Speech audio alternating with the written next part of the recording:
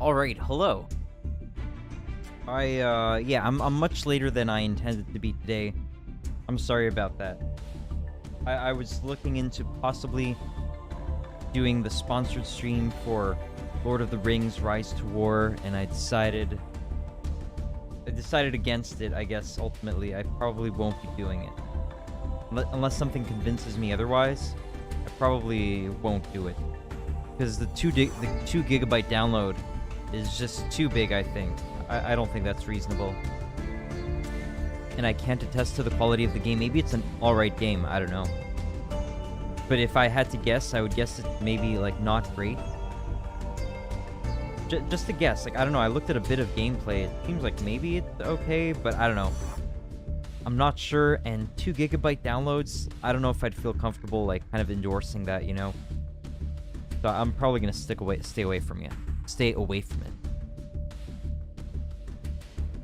Hopefully can get a better sponsorship offer at some point. That would be nice. Also, I'm not a Lord of the Rings expert or anything, so I would not even be pronouncing a lot of the words correctly, probably. So it's probably better to just sit that one out. I don't know. I'm still somewhat tempted. Not sure. Anyway. Alright. It's time for Yu-Gi-Oh! Master Duel. Okay. So what I can start with... Let's start with one solo game so I can fulfill... sorry, no. Not solo, actually. Ranked. One ranked game. Just one. Just so I can claim some missions. Alright. Hope everything is set up correctly. Let me check the Twitch. I think it should be okay, though. Yeah, I think we're good. Hopefully, opponent lets us go first. But that's unlikely, I think, at this point. Opponent is taking a while to deliberate. I guess they weren't paying attention. Wow, they're letting us go first. This could be very good if we draw correctly. We should win in not too much time here. Oh, wow! An amazing hand. Okay.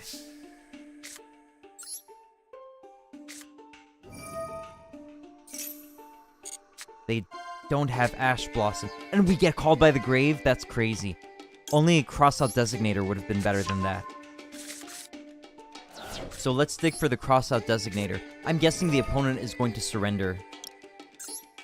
Probably not going to sit through this whole game. Or maybe even this whole turn. So we're looking for cross-out designator. There it is! Oh my god! So we can negate infinite impermanence, even. That's pretty crazy. Yeah, this is pretty big god hand.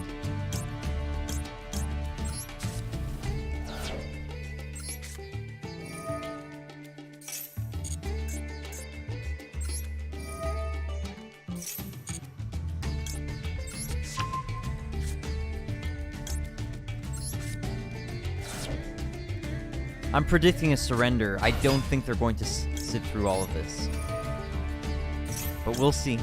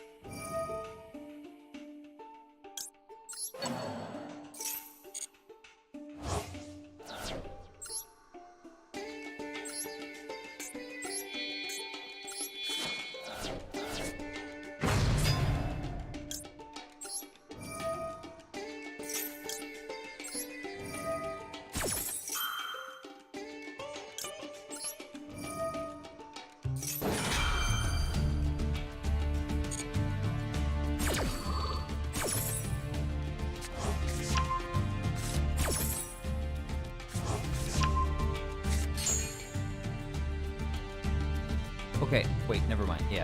I was just wondering, why am I on the default field? But no, it's the opponent. Okay. turn is nearly over here, at last.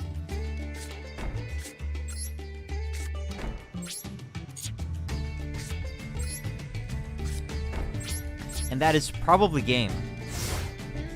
Alright, what do you have, Fairback? What could he possibly do?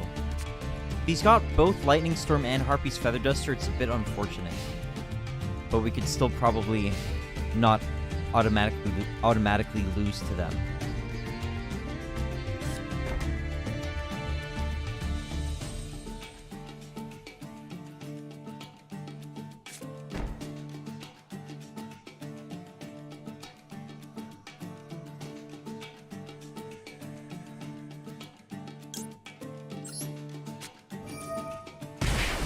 Alright, I should have waited for the end phase. Just kind of curious to see what he put down, though. My curiosity was too intense. Wow.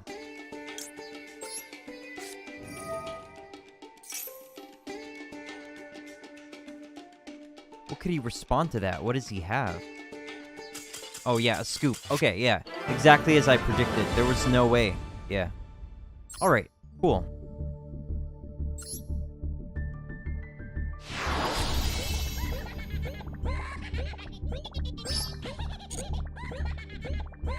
Alright, gems. I think we're at nearly 2,000 now. Okay, let's claim some missions.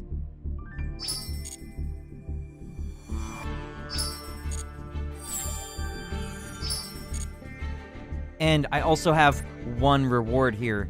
Hey, Nathan JM08080. Nick, what is up, my dude? Hey, I was thinking about you earlier. I was thinking I wanted to know how your school has been going. And have you been learning lots of cool things, I hope?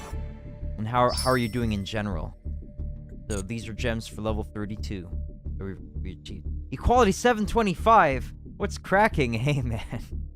What's cracking with you? I don't know, man.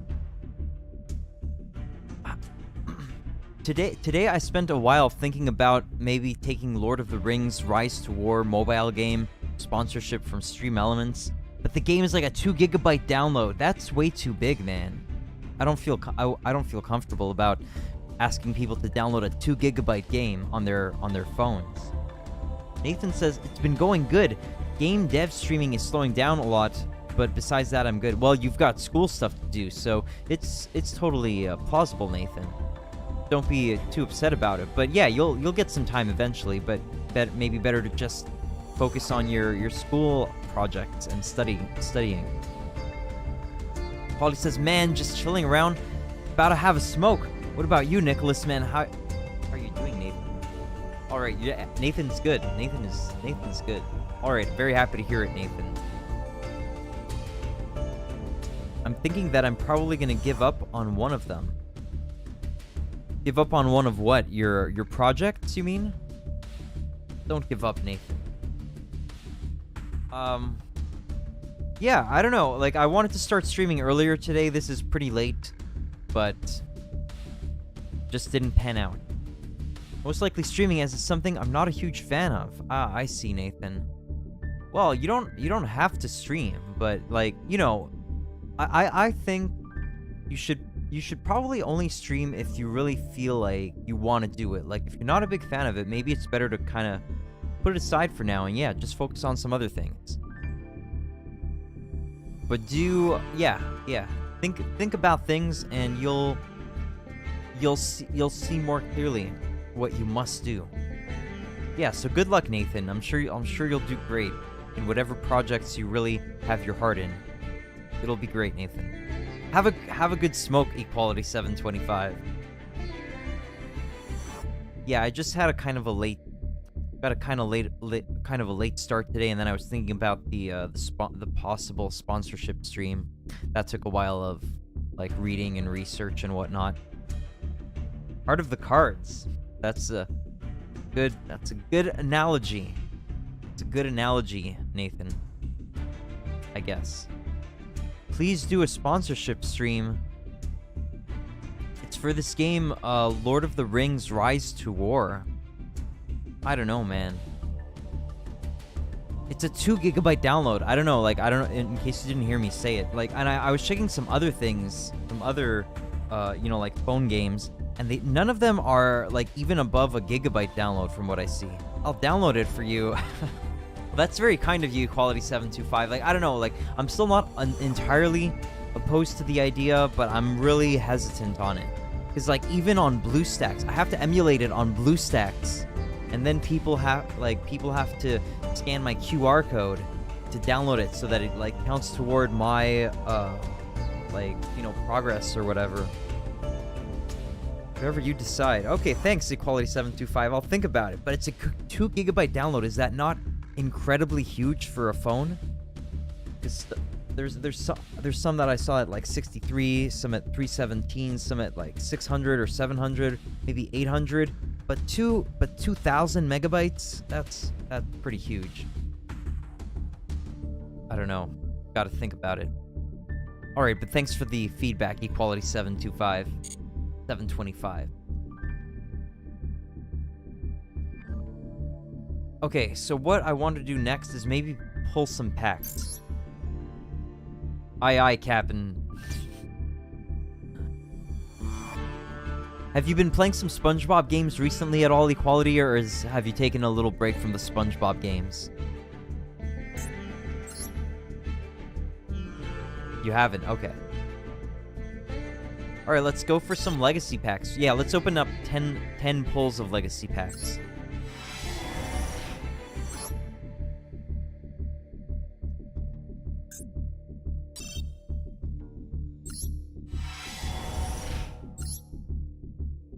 Rank down Magic Numeron Ball. Right now I'm working on making new sprites for Hype Planks. Alright, cool, Nathan. Yeah, I'm looking forward to seeing some more developments on these. Big break, I only need one more to be done with the PS2 series too. Okay, cool, Equality725. I'm sure it will be a great occasion and a cool journey to have taken. Thinking about completely changing up the game. Interesting. I'm interested to see how you think you're gonna change it, Nathan.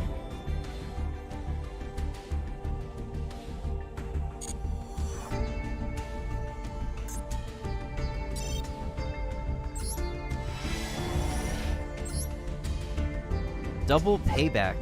Shiny, super rare. Continuous trap. Activate only when you take 1,000 or more damage from your opponent's card effect. Place 1 payback counter on this card for every 1,000 damage you took. During the end phase of your opponent's next turn, destroy this card, and if you do, inflict 2,000 damage to your opponent for each payback counter on this card. Wow, that's terrible. That's how it goes.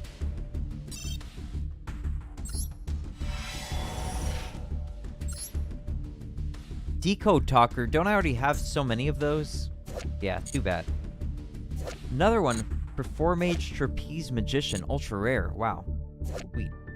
Number 14. Greedy Saramea. Alright, this is a really good pull, like, you know, rarity-wise, but the card's just probably not good. I don't know. I didn't read these two cards. I'm not gonna read them now. I just want, like, stuff like Blue Eyes White Dragon, maybe. That would be nice. Pyramid Turtle. Malice Doll of Demise.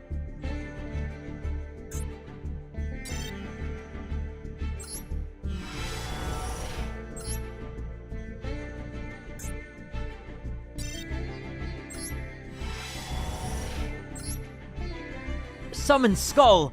I finally got a Summon Skull in this game. I didn't have Summon Skull before. Plus, it's shiny. This is pretty awesome. Pretty excited about that. Alright, that's cool. That's great to see.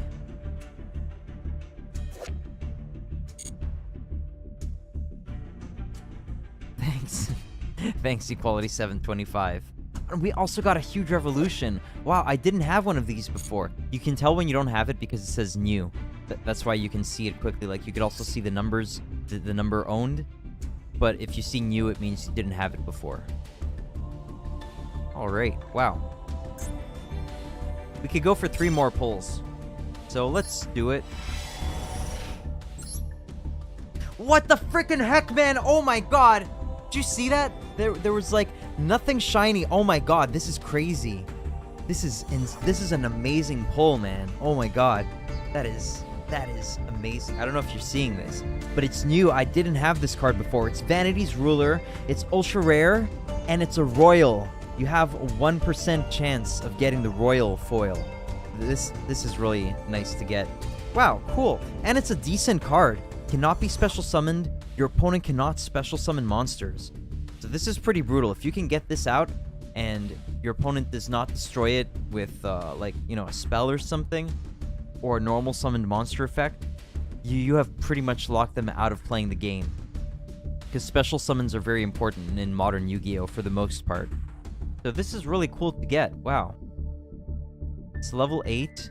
Yeah, I could probably play this in my Monarch deck. That's possible.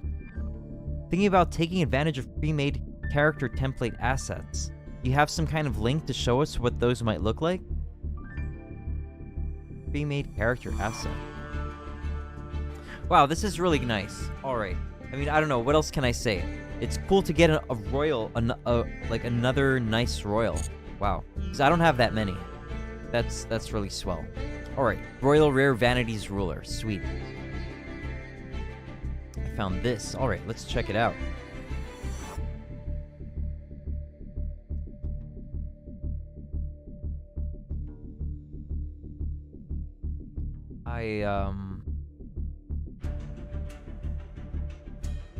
Got tech. Forgot that this. Okay, here we go. You want to take advantage of these? Okay. I don't know, man. They look kind of simple enough that you may as well make your own, so that you made them. They're not. If you were using something intricate that could take maybe like a really long time to make, I'm not saying that these don't necessarily take a long time to make, but you know, they're relatively simple. You could make something similar and at least have it be your own creation, right? But I mean, if you really like this style and it's exactly what you wanted to do anyway, then maybe you can go with it. Still going to make my own characters. I'm just using the naked template. Okay, I see. Alright, well, if it works out well for you, Nathan, then God bless, man. It's the style I want. I see. Alright, man. Yeah, should be good. Does it say, does it tell you the cost here? I think I saw something about cost. Or is it free?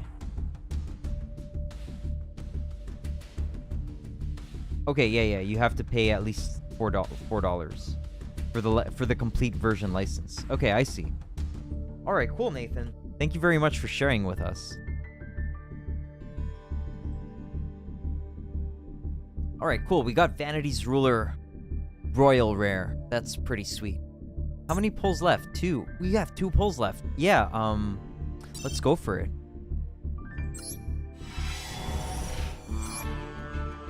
Wow! A new shiny Destiny Hero Diamond Dude. That's nice. A super. Always welcome. Alright, I'm thinking we were too lucky with the previous packs, and if we went for another pack, it would likely not have any supers or ultras. But, you know, okay, so I'm predicting this is not going to have any supers or ultras, but, you know, let's just see what happens. Wow, a lot of yellow glows, or golden glows. Wow, we got 2 supers anyway. And a new one, Dark Dimension Soldier. This is pretty cool. Because it's like DD Warrior. It's like DD Warrior or one of those characters, but just different. He's not very good, though, I think. You can banish 1 card from your hand, then target one of your banished dark monsters. Special summon that monster in face-up or face-down defense position. During the end phase, inflict 100 damage to your opponent for each set card on the field. You can only use each effective Dark Dimension Soldier once per turn. Doesn't strike me as good at all. Anyway. Alright, so that's it for the Legacy packs for today. Alright, time for the solo mode.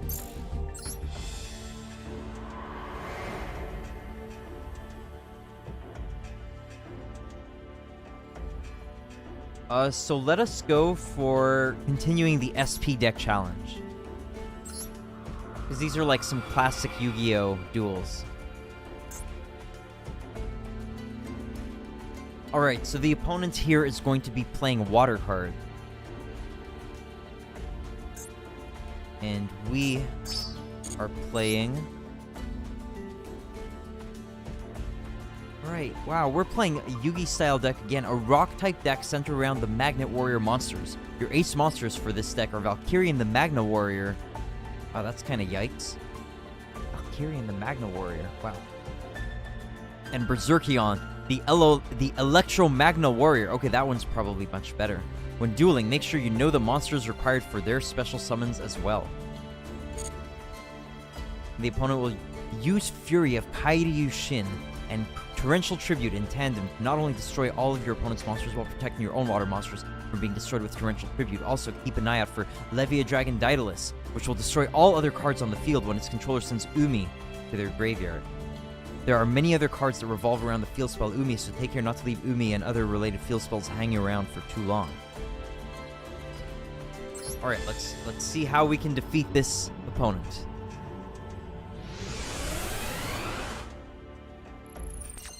Thanks again for coming by, guys. Nathan and Equality725. Hope you have a great rest of your day. Alright, let's see. What do our cards do? So we got Giant Soldier of Stone, Valkyrie and the Magna Warrior, Polymerization, Attack the Moon. Once per turn, when the battle position... See you later, Equality.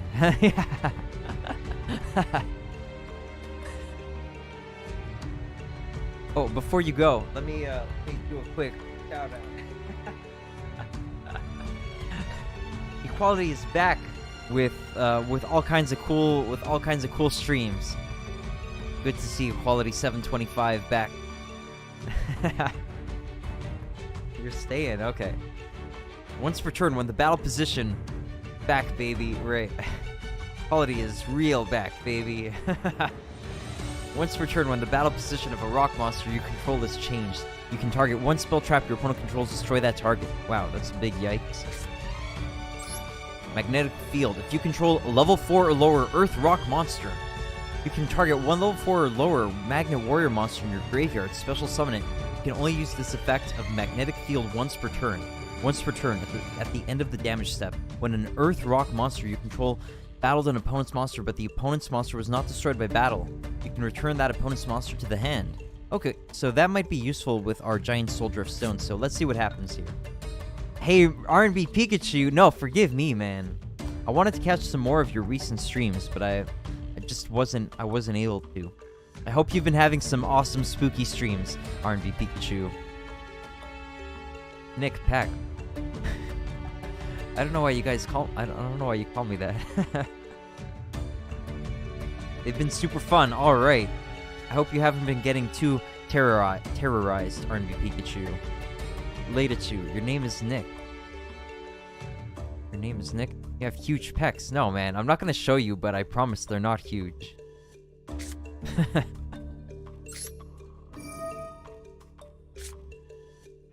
Alright, I'm predicting they're going to play, like, Legendary Ocean and run over the Giant Soldier of Stone, but we'll see what happens.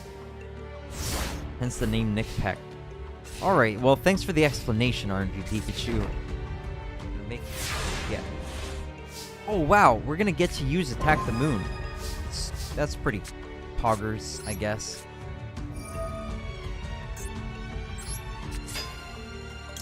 Activate Attack the Moon. Destroy his back row. Torrential Tribute! I hope that's okay that I call you that. It's just a name that naturally came out of my mouth. I'm alright with it, R&B Pikachu. Alright, thanks. It's all good, man. Thank you.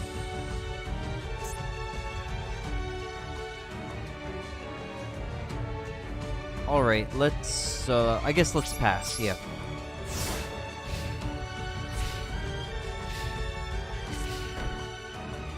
Wow, the opponent did not draw that well here.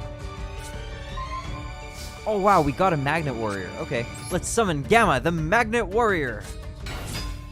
Oh, I should have put it in defense position to attack the back row. Anyway.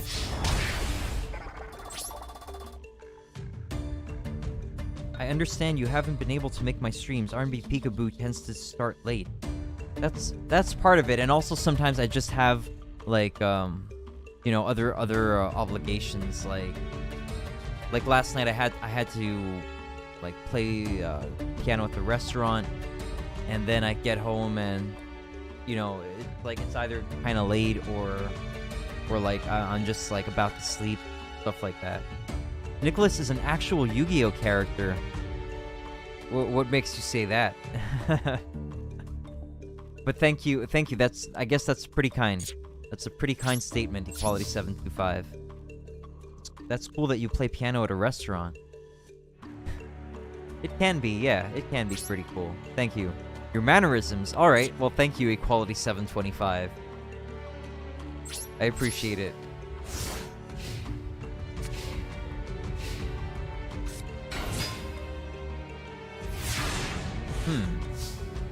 Our monsters are at a stalemate. But luckily, no. He still cannot overcome his monster's attack points.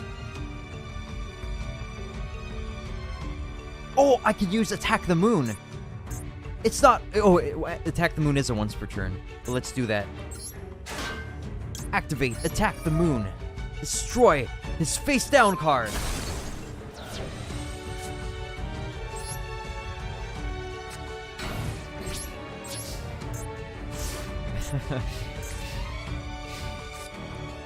A legendary ocean.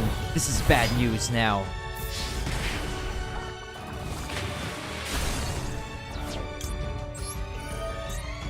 The legendary fisherman too.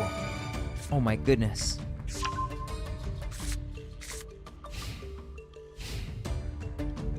Oh my god.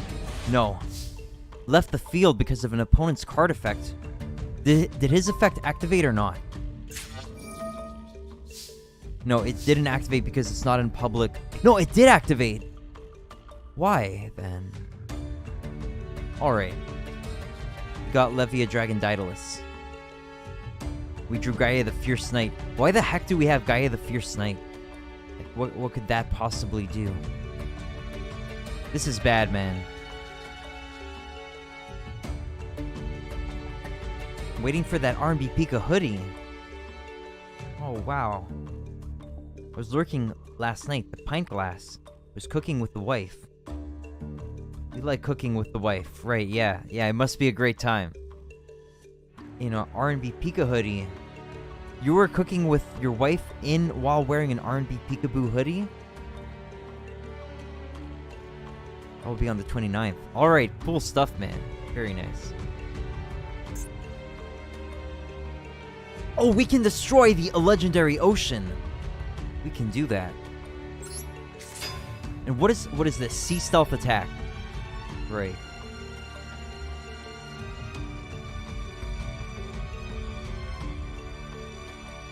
Oh, but he could chain this to protect his legendary ocean.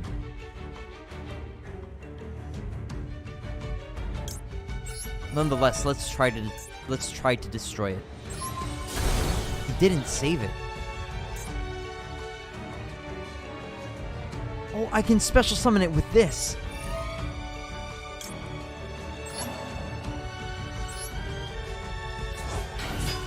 Now I can destroy his monster, I think.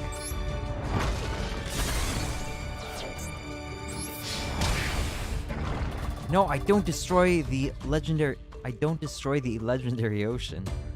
Don't destroy the legendary ocean. I had to. It's too powerful. It was going to enable him far too much. No, I'm adding on to his... We like cooking with the wife statement. Oh, right. Okay, I understand.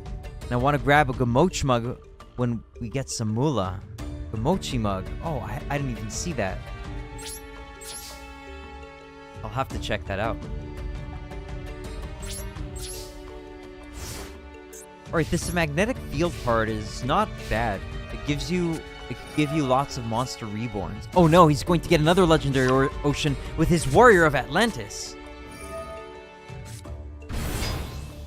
It's a great mug. I'll check it out. We need Nick Peck tank top merch. I'll think about it. Oh, I can do a polymerization. Why can't I? Why? I can't believe it. Why are Curse of Dragon and Gaia the Fierce Knight in this deck? Hold on, I can do polymerization. Right, okay. I'm an idiot. I was looking at the wrong place because I was seeing that this was not glowing. Polymerization is able to activate. But let's do that.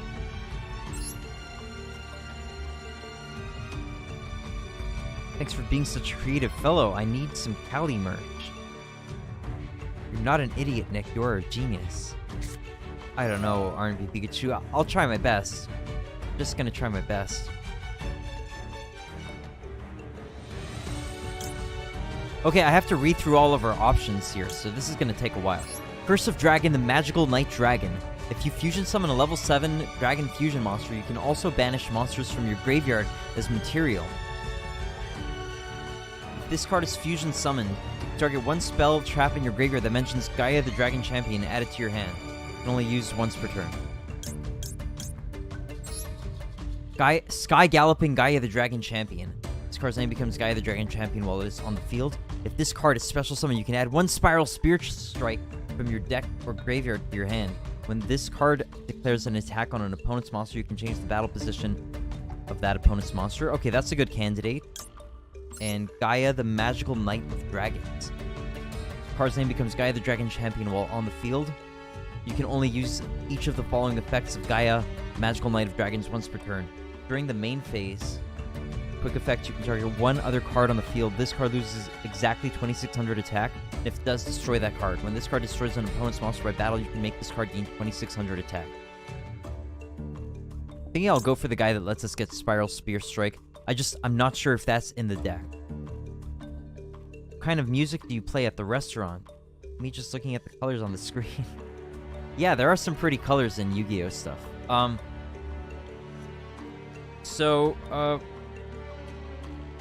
It kind of varies. Sometimes I play a few kind of simple jazz arrangements from this book I have.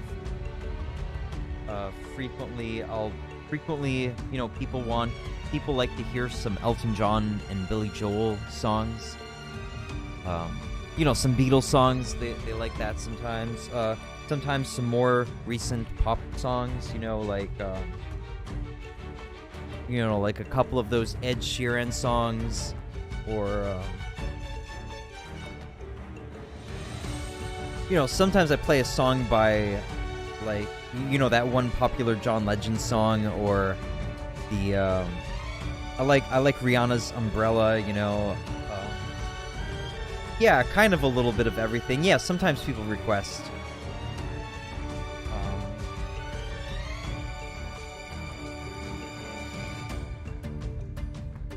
I'm just yeah, sometimes, you know, I have various scores in my tablet. So like I have quite a few scores in my tablet. So sometimes like I play like I have this R&B, this book that has like R&B in the title, and there's some songs in there like Stand By Me and I'll Be There. And yeah, just like a kind of a variety of stuff. Yeah. Did you do Coolio's Gangster Paradise as a tribute? I didn't think of it. I know that I can kind of play it because I have this Stevie Wonder book, which has, what's it called? Pastime Paradise. Because I think that, yeah, the Gangster Paradise was based on Stevie Wonder's Pastime Paradise, right?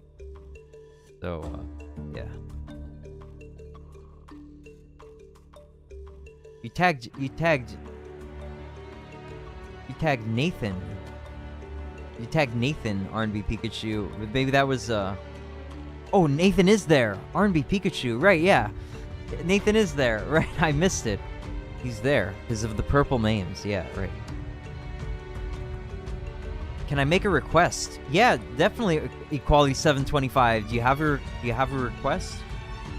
No, don't change color. I love purple. If everybody wanted to be purple, I'd be totally cool with that.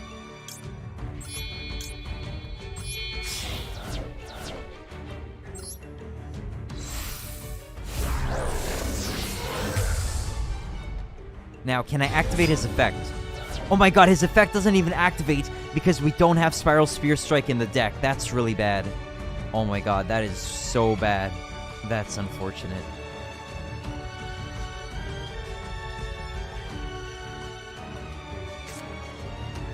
You changed, Nathan. No.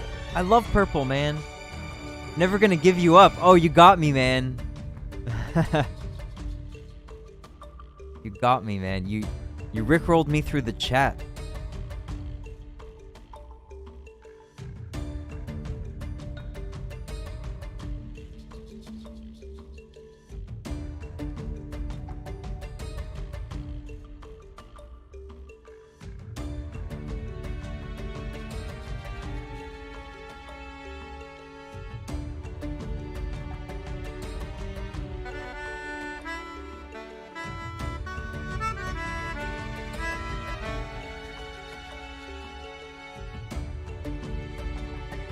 Okay, hold on a sec.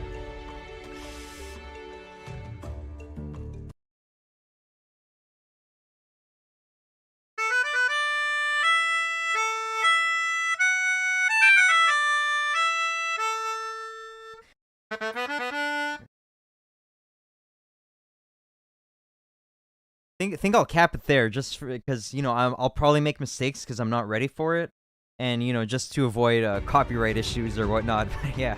All right. Thanks for all the hype, Equality 725. I'll prepare it. Like I'll listen to the song and play along with it because it's been a while since I haven't really like heard it that far. I don't want to like play it and be making mistakes or have a few wrong notes in mind.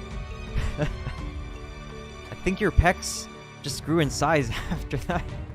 Alright, thanks R&B Pikachu. I'll try to keep growing. I'd like to be stronger, you know? So if I get a little bigger to gain strength, then I'm okay with that. Yeah. To avoid copyright issues, right, yeah.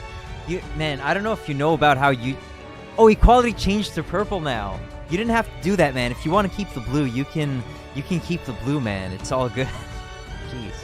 You don't have to do that just to, You don't have to do that, man.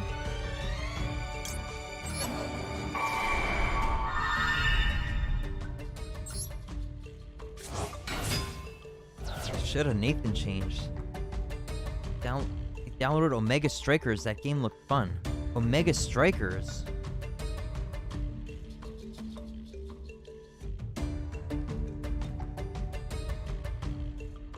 Somebody mentioned this. Like I heard this recently. I forget where, but someone mentioned this like recently. Don't remember exactly what it is though.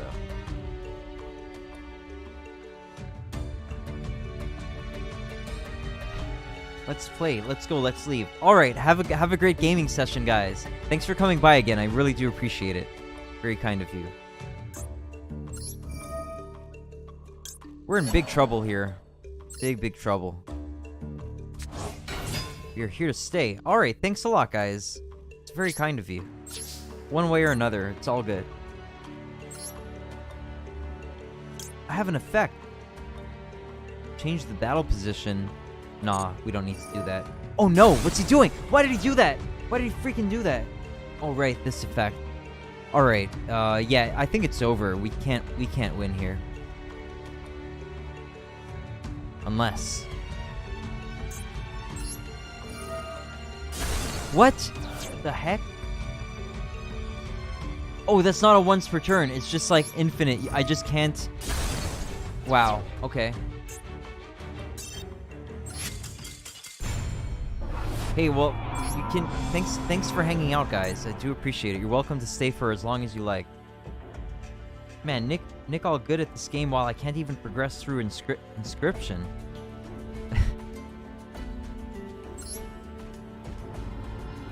Suck at card games. Is Inscription a card game? I mean, you know, I have been playing Yu-Gi-Oh! For a long time. You know, like, I mean, I took breaks. Like, I mean, I played from 2006 to 2002 to 2006. And I was pretty hardcore at that time. And also 2012 to 2013, I wasn't, like, super competitive, but I was still pretty hardcore, like, mentally invested in the game. Yeah, so card games can take a good amount of effort, or too much effort, even. It's a horror-based card game. You should play it for Halloween. I'll consider it.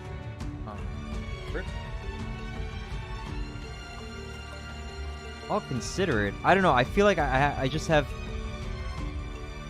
like I've got too many other potential plans that I need to kind of do. I was thinking of, like, not doing anything for Halloween this year, maybe. I'm not sure. I'll think about it. Thanks for the suggestion, RNB Pikachu. If I was gonna do anything, I was thinking... I have nipples, Greg? You play me for Halloween. Can you milk me? Whoa. I was thinking if I was gonna do anything for Halloween, maybe I would go for like Super Ghouls and Ghosts again, like I did last year. I didn't manage to beat it. That was pretty disappointing. Alright, I've got a few other Magnet Warriors here. What's up, Nathan? Just got back. Okay.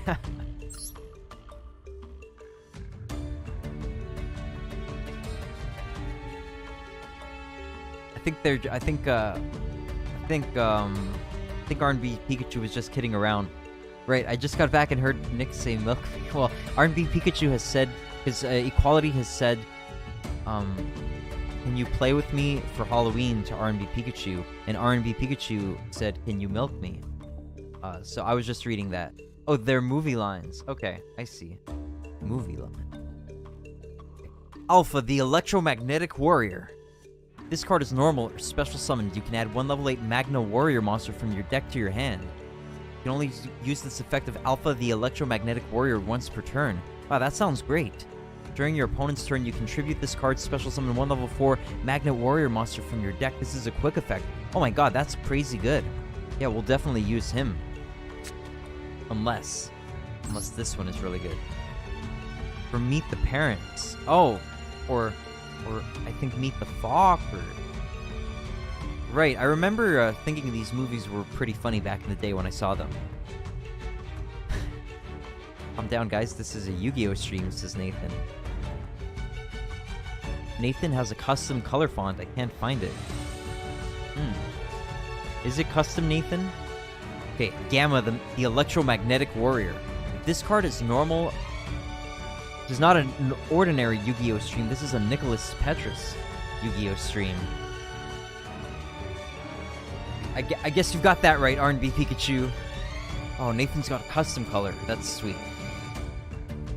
This card is normal or special summon. You can special summon 1 level 4 or lower Magnet Warrior monster from your hand, except Gamma, the Electromagnetic Warrior. You can only use this effect once per turn. During your opponent's turn, you contribute this card's special summon 1 level 4 Magnet Warrior monster from your deck. This is a quick effect.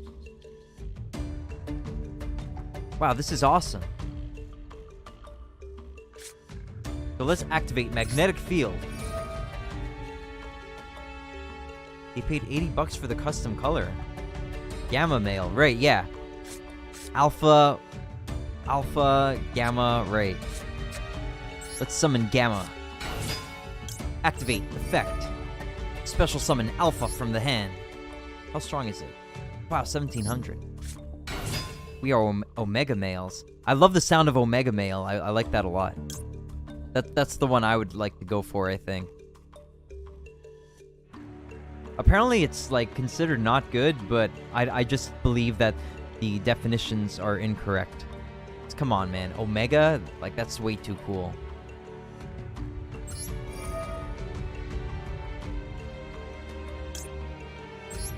Okay, I've got to read this card. Berserkion, the Electromagna Warrior.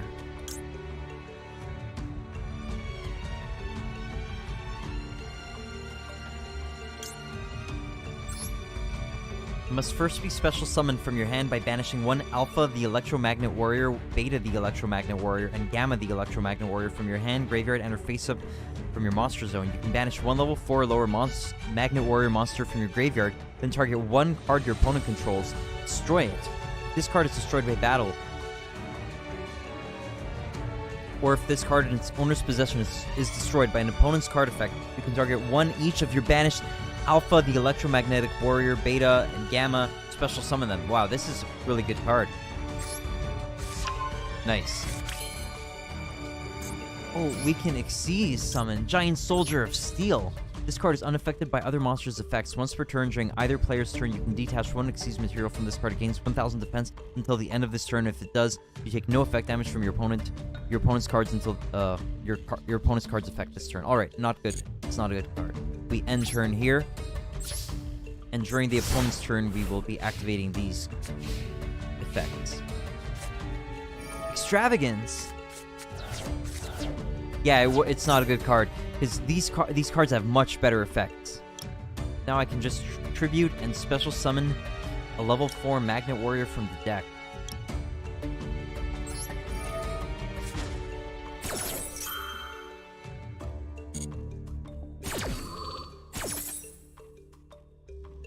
So let's see what Alpha does. Delta. Wow, Delta. Delta. Is that what he needs? He needs Delta? Gamma? Beta? Where's Alpha, the Electromagnet Warrior? What? Where's Alpha, the Electromagnet Warrior? Hold on a sec. What's the idea here? Delta? This card is normal or special summon. You can send one level 4 or lower Magnet Warrior monster from your deck to the graveyard. If this card is sent to the graveyard, you can banish 3 level 4 or lower Magnet Warrior monsters from your graveyard, except Delta the Magnet Warrior. Special summon 1 Valkyria the Magnet Warrior from your hand or deck, ignoring its summoning condition. What the heck?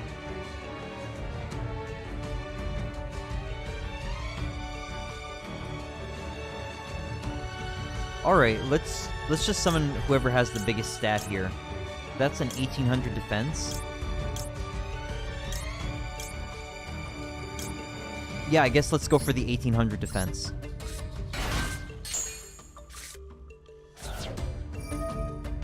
Fury of Kairi Yushin. Add 1 torrential tribute from your deck to your hand. Wow. If a water monster you control would be destroyed by a card effect, you can banish this card from your graveyard instead. Alright. So we've got to watch out for this torrential tribute. We do have Harpy's Feather Duster in hand. Hey, Kito Yoshikana, thank you for coming by, man. Are you playing versus a CPU or a real player? This is AI, it's CPU. This is in the solo mode. Yeah. So that's why I don't have a timer, and I'm not worried about, respecting another player's time here. Fortress Whale's Oath, he's going to summon a ritual monster. These are some of these are pretty old cards, by the way.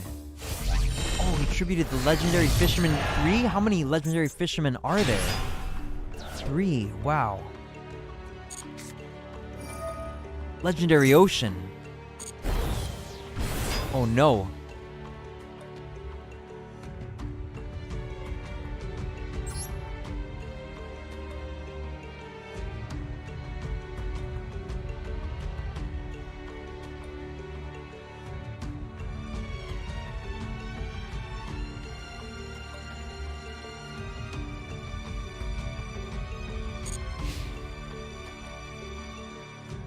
Okay, they're attacking it.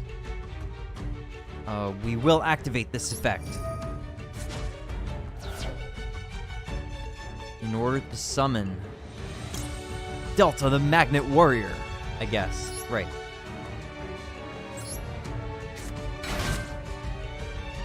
Activate. Send one to the grave. Oh, there's Alpha. No, that's Beta. That's Gamma. That's Delta. Okay, I'm having trouble understanding why... Who did I just tribute? I just tributed Alpha, right? Yeah, I tributed Alpha. I'm having some trouble understanding something here.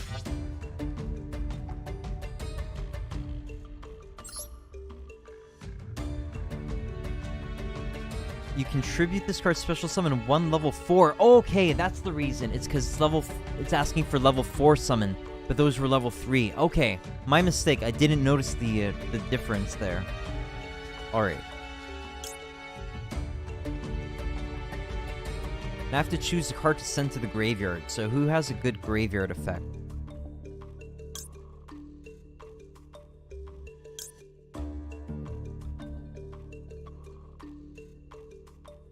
None of them have a graveyard effect other than Delta, and he is going to go to the graveyard anyway, I think, here. So I don't need to send it to the graveyard. So we'll send Alpha instead.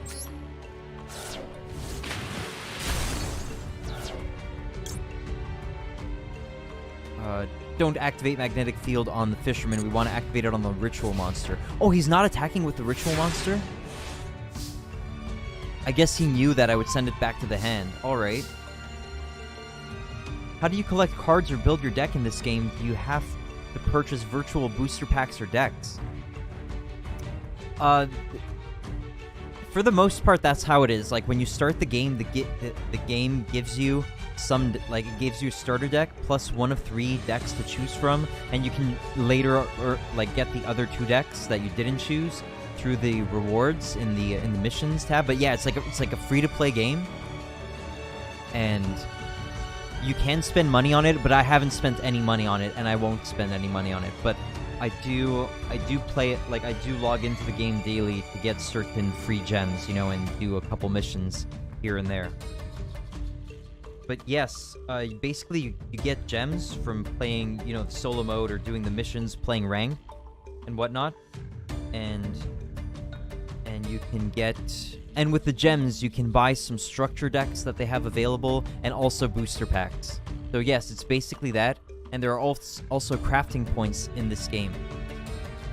So with the crafting points, you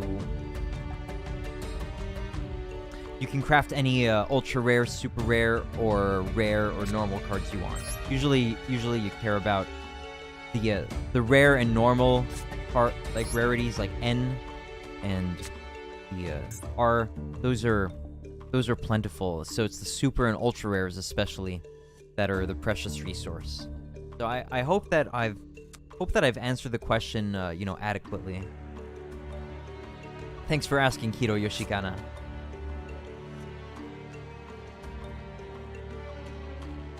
Alpha, Beta, and Gamma.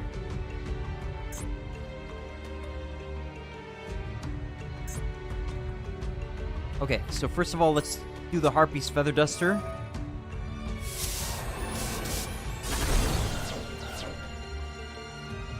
Let us activate Magnetic Field.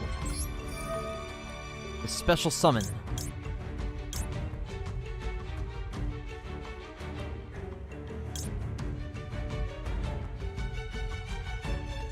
Gamma.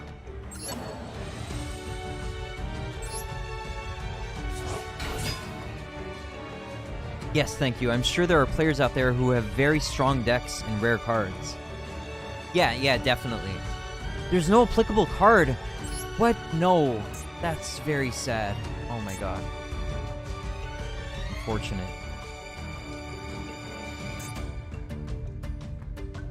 Oh, from my hand. I thought that was going to look from the deck. My mistake. Sorry about that.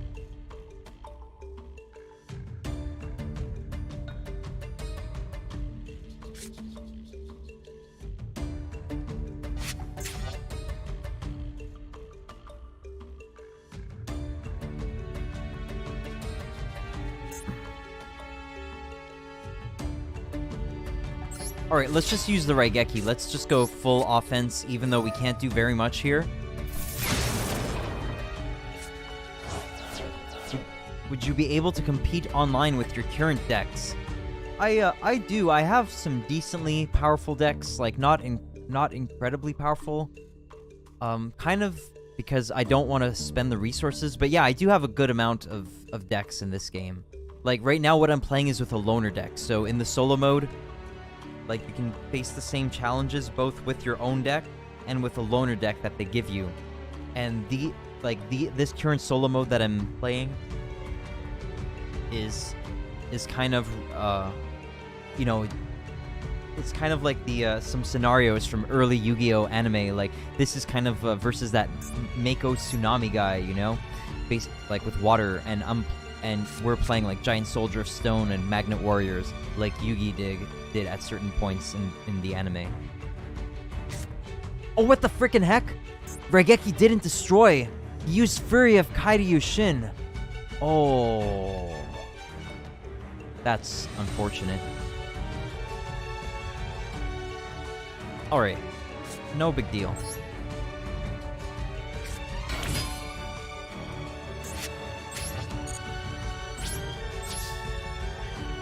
So let us attack the ritual monster to get it back to the hand.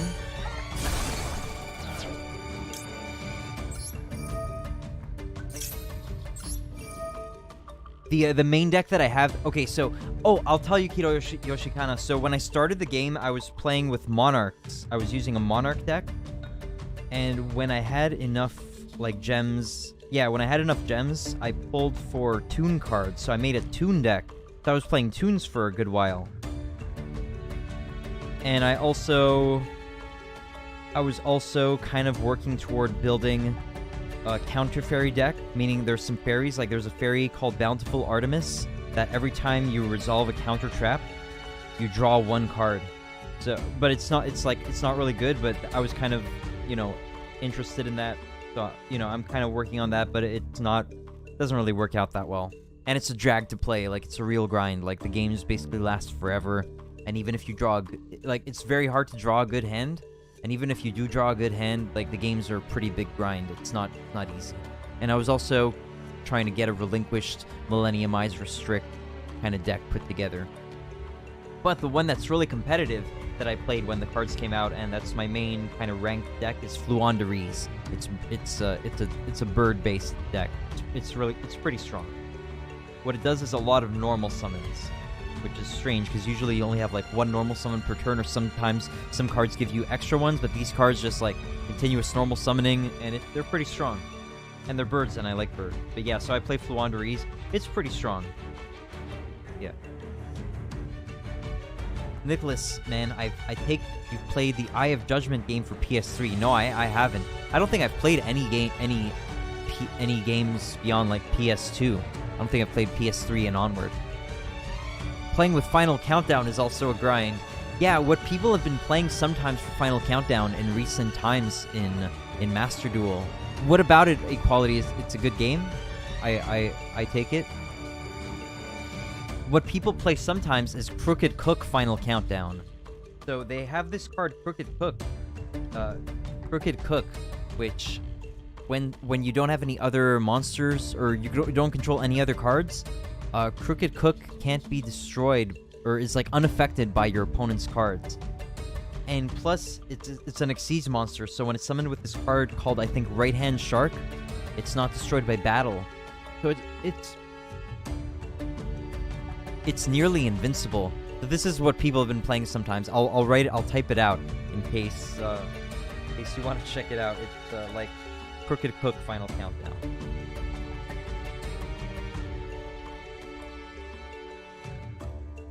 If you search this, you'll probably get a pretty detailed explanation about it if I was, like, unclear about anything.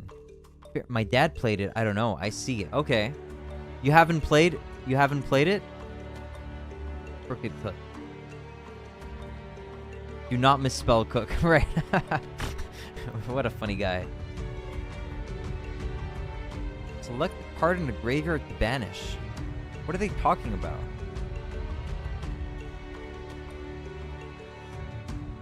What are they talking about?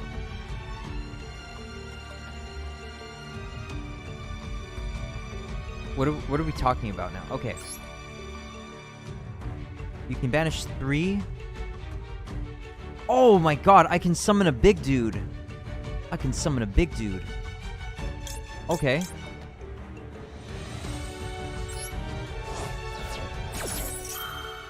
Alright. Summon a big dude.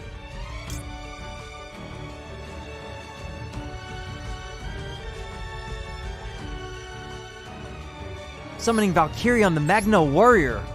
Oh my goodness. Some people call it a gimmick type of deck. Would you agree with that? Yeah, definitely, because most decks should have a way around it. Some decks won't. Lurk. Enjoy yourself, my friend. Always good to chat. Okay. Thanks for coming by again, Equality 725. And Alright, yeah, enjoy the Eye of Judgment on PS3 if you're playing that, or if you're looking to play it. Okay, because the thing is that there are cards called kaijus. You know, like Godzilla and the I think it's called like Gamera. Kaijus. And you know, stuff like lava golem. But basically the kaijus are like a lava golem, but for one monster. So you tribute one of your opponent's monster for cost and give them one of these kaijus instead. So that's a way to get rid of the Crooked Cook. But it's a special summon, and Fluanderee's effects prohibit special summons, so usually you would not play a kaiju in a Fluanderee's deck, because it's just like really clashing. So the Fluanderee's deck might have an issue getting through the Crooked Cook, actually. Unless you can get some kind of way to pierce through it or something, like it might have trouble getting through it. But most decks have a way to get around it. But you can also use a card called Underworld Goddess. Underworld Goddess of the Closed World. Underworld Goddess of the Closed World. And what this does, it's a Link 5 monster, and I think it needs 5 effect monsters or something like that. I forget exactly the number. But you can use your own monsters, and yes, it is a special summon, but because it's extra deck, it's not so invasive compared to a kaiju, which would be clogging up your hand in the main deck sometimes. So I don't have that yet in Master Duel. I did get it in real life. Maybe you saw it on the last stream. But so basically, you can use one of your opponent's monsters when you're summoning Underworld Goddess of the Closed World. There's ways around it, definitely, but it can be you've got to watch out. Sometimes if your deck is not ready for it, you could lose to it. Yeah, so pretty funny card. Definitely annoying if you encounter it and you don't have a way to get around it. Could be a big problem. Alright, Valkyrian the Magna Warrior attacks his monster. This monster activates, he gets Levia Dragon Daedalus. And Gamma the Electromagnetic Warrior attacks directly. Oh, and Giant Soldier of Stone attacks directly! Wow, now that's a blast from the past.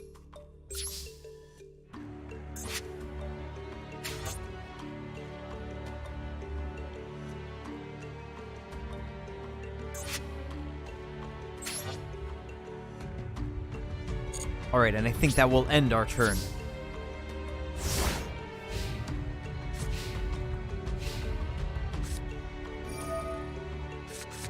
Another Extravagance! This guy's getting crazy card advantage. Oh yes, let us activate. Summon Delta, the Magnet Warrior.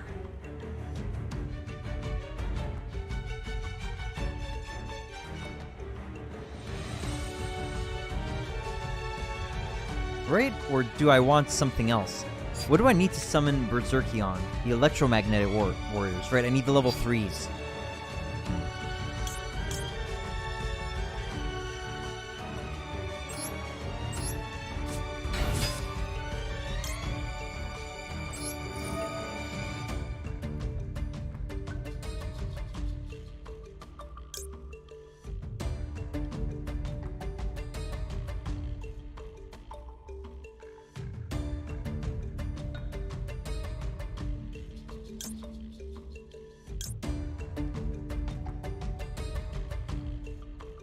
Alright, we definitely want Alpha the Electromagnetic Warrior.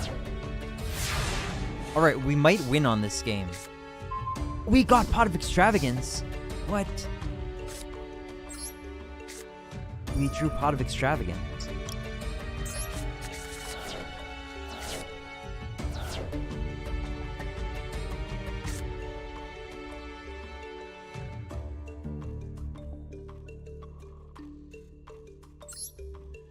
Let us summon Beta, the Electromagnetic Warrior.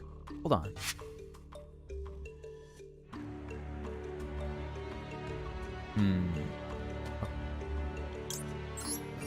I thought I was sending Alpha, but I actually sent Beta.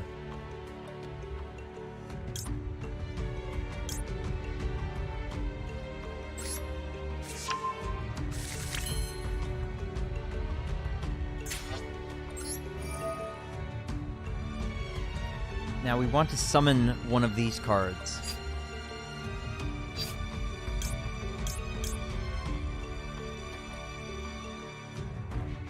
Oh yeah, let's go for Delta. I think that's good.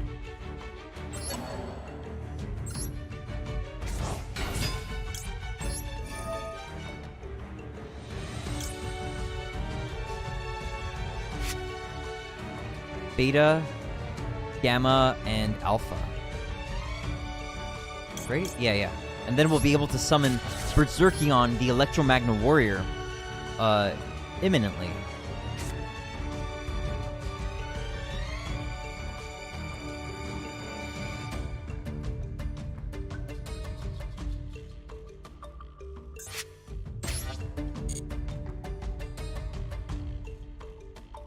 Alright, let us do battle.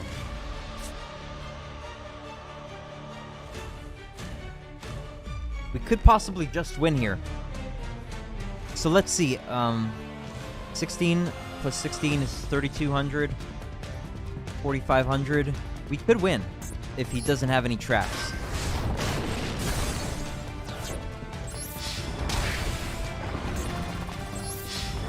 Wow. We didn't get to use Berserkion. That's a bit sad.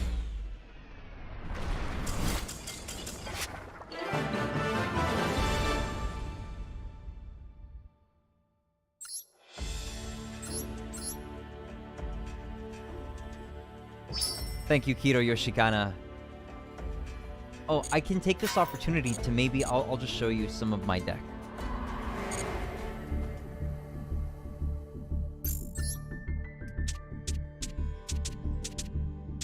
So, of course, things have gone through some modifications, but I'll show you a few. Would a trap hole save him in that situation? I don't think it would have. I don't think so. I had enough extra cards that it would have been... I would have been able to keep doing stuff, I think. Because my field was filled, so I didn't really summon Berserkion there because there wasn't much of a point. But if he had trap-holed my monster, I could have probably summoned Berserkion and destroyed him. So I'll just show you a few of these. So here's what like my pile of cards that I have for counter fairies so far. So it uses Bountiful Artemis, which draws every time a counter trap is activated or after it resolves. Guiding Ariadne, which makes it so that you don't have to pay life points or discard to activate counter traps. So you put this pendulum monster in the pendulum zone, which is the left or rightmost spell or trap zone. And it makes it so that you can activate Solemn Judgment for free, and Magic Jammer for free, and Curse Seal of the Forbidden Spell for free, and Divine Wrath for free, and so forth, and Solemn Strike, and Ultimate Providence. This is a pretty crazy card, Ultimate Providence. When a spell, trap, or monster effect is activated, discard the same type of card, monster, spell, trap, negate the activation, and if you do, destroy it. So that with Guiding Ariadne means that this just negates anything you want. Pretty crazy, but yeah, you kind of have to go first, and you need to draw the right cards. Like, you need to get, preferably Artemis and Ariadne. Power Angel Valkyria, which does, if you negate the activation of a spell, trap card, or monster effect, add one light fairy monster from your deck to your hand. So it can help search, but still, it's suboptimal to go with, to have to rely on Valkyria. You want to get Artemis and Ariadne first turn, preferably. But anyway, so, yeah, not a great deck. This is pretty much what I would do with my Monarch deck. Of course, there have been some changes. But yeah, it's Monarchs. You use Adea, the Heavenly Squire, and Eidos, the Underworld Monarch. And there's some really cool Monarch support cards, like Pantheism of the Monarchs, and Tenacity of the Monarchs, and March of the Monarchs, Return of the Monarchs, Monarch Stormforth. Yeah, really cool cards. The Monarchs Erupt, which is like a Monarch-specific skill drain kind of card, and Escalation of the Monarchs, and the Prime Monarch, and some really good Monarchs are Rise of the Storm Monarch, which sends a card to the top of the deck, and Caius, the Shadow Monarch, which banishes a card on the field, and Caius, the Mega Monarch, which banishes 2 cards on the field if you tributed a Dark Monster. And here's one of the kaijus, Gadarla, the Mystery Dust Kaiju. So this card, you contribute your opponent's monster to give him this instead. You get rid of one of their problematic monsters usually with that. This is my Monarch deck. Then Toons. I have a few variations of Toon decks, but this is pretty much like what I like to do generally. So there's Toon Bookmark to search out Toon cards. Comic Hand is like Snatch Steal, but you need to have Toon World on the field. It turns your opponent's monster into a Toon, and lets it attack directly. And so yeah, and Toon Blackluster Soldier. This card is really good. Special summon from the hand by tributing Toons from your hand or field whose total levels equal 8. So you contribute like the Blue Eyes Toon Dragon from hand. Special summon Toon Blackluster Soldier. And once per turn, if you control Toon World, you can activate one card on the field, banish it. Also, this card cannot attack the turn this card is activated. That's pretty good. And yeah, so we have the Toon Table of Contents, a classic from back in the day. Just add a Toon card from deck to hand.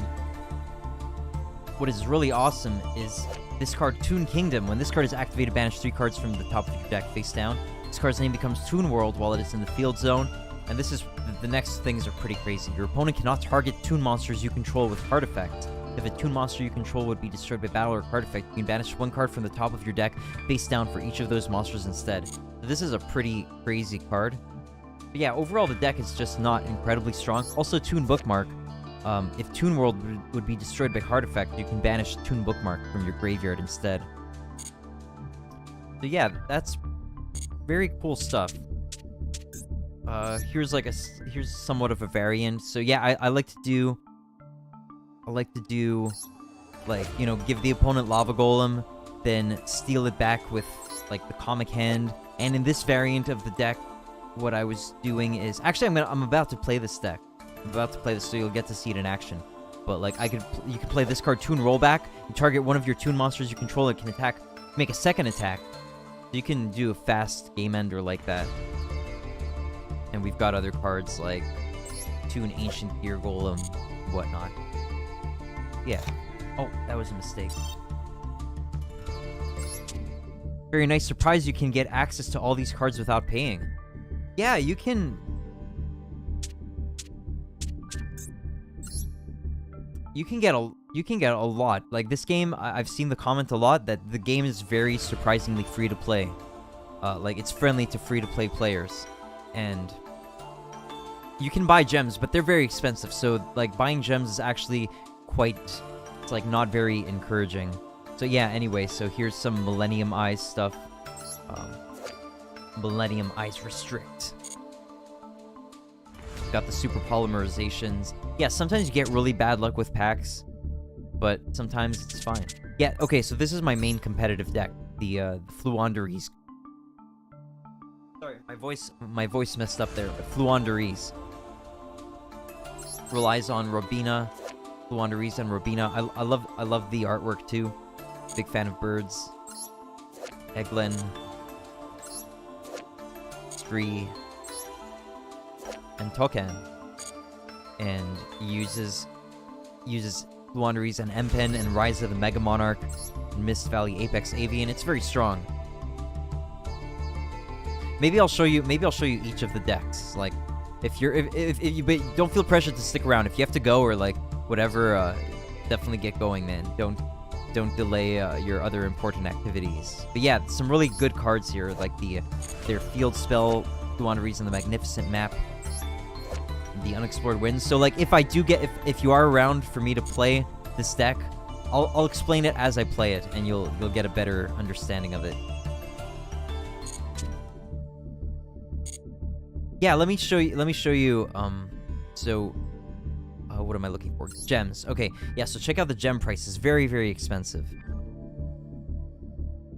So if you want to buy 4,950 gems, the cost is 110 Canadian. That's pretty high, isn't it? So you could almost get 5-10 pulls with that, because each, like, you could pull 10 packs for 1,000 gems. I'll just show you that one. So there are packs that are kind of like limited time offered. There are secret packs which get unlocked when you can craft a super rare from a pack to unlock the pack for 24 hours. Usually you don't want to get from the master pack because that contains every card, so it's not specific. But for example, see, you could go here, get 10 packs for 1,000. And I pulled some of this last time I played Master Duel on stream. See, I did pull some of these ultra rare cards. Yeah, and the crafting system, I did mention the crafting system, but to craft a card, it's 30 crafting points, and when you dismantle a card, it's 10. You get 10 crafting points, generally speaking. Yeah, that's basically it. That's, I think that's probably like enough of an explanation for now. Yeah, and you can get with missions, like with the daily stuff, you can get like 140 gems or 145 gems per day, basically. There's like, on average, like 3 missions a day, plus login with 3 missions, which are like 40 gems each, plus a login, which is usually like 20 gems, and you can like spectate a save duel that they show you for 5 gems, and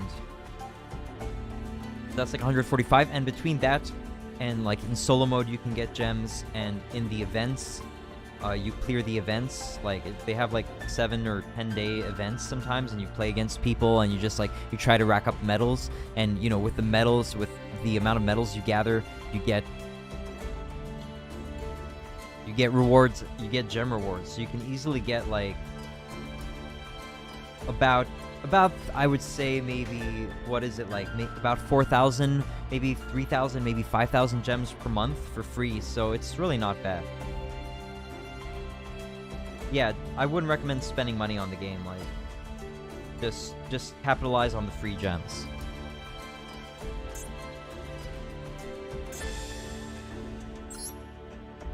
Okay, so I will play with my Fluanderies deck just to possibly show you a little bit of what it can do. But you don't have to stick around, If you have to go, as I said, by all means. I'm only going to be streaming for about probably about another hour or so. Okay, this is actually great. This is a really good hand. Okay, so I'll show you. So, Fluanderies and the unexplored maps. Sorry, and the magnificent map. Okay, so you can activate this effect. You reveal a level 1 Fluanderies in hand. Then you banish one from the deck. And then normal summon this through the effect of the map, so that doesn't take up your normal summon of the turn. Okay, and what Robina does is, when summoned, you can add 1 level 4 lower beast, winged beast from deck to hand, and then immediately after resolves normal summon 1 monster. All of them have the effect of normal summoning a winged beast monster.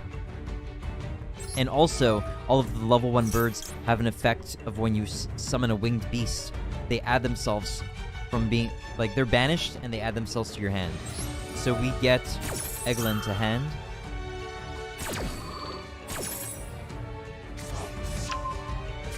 Then Robina resolves. We can get another bird, whichever one we want. Now I'll normal summon Eglin. Then we activate his effect, which lets us search for a level 7 or higher winged beast monster from the deck to the hand. And then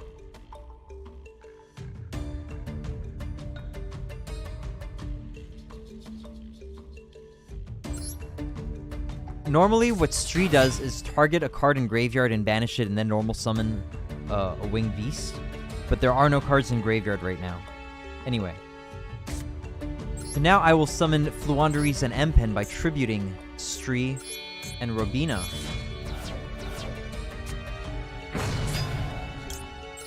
So Empen's effect activates to search a Fluanderies spell or trap and add it to the hand. And we also get to activate both of these. So we tributed them, they get banished, because when they leave the field, these level 1 Fluanderies monsters get banished. So we get to take them back to our hand.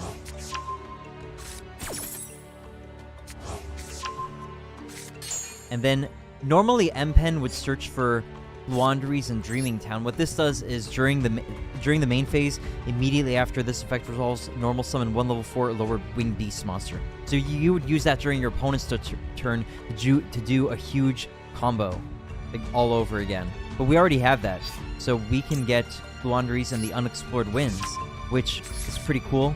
You can conduct tribute summons that require 2 tributes by sending one monster you control and one card your opponent controls to the graveyard instead of tributing it.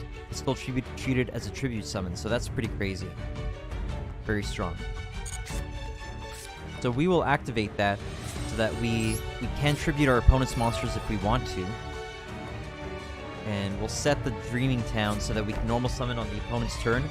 And the opponent will have a very tough time getting through this. So yeah, as you can see, very strong. Plus, M-Pen, what it does is opponent's monsters that are special summoned cannot activate their effect, which is a pretty strong floodgate as well. It is nice synergy, right? Indeed. And the 2 cards that are kind of out of archetype that are really strong are Rise of the Mega Monarch and Apex and what's its name? Mist Valley Apex Avian. Okay, so we can activate Dreaming Town whenever we want. Okay, he's getting Torrential Tribute. We've got to watch out for that.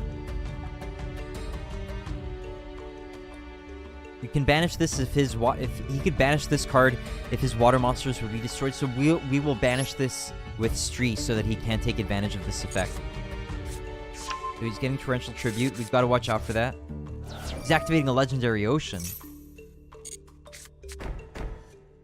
Okay, he's about to end the turn, so we don't want to let that happen. Well, we want to get our monsters out first. Okay. So we'll go for Robina. Then Robina will search for Eglin.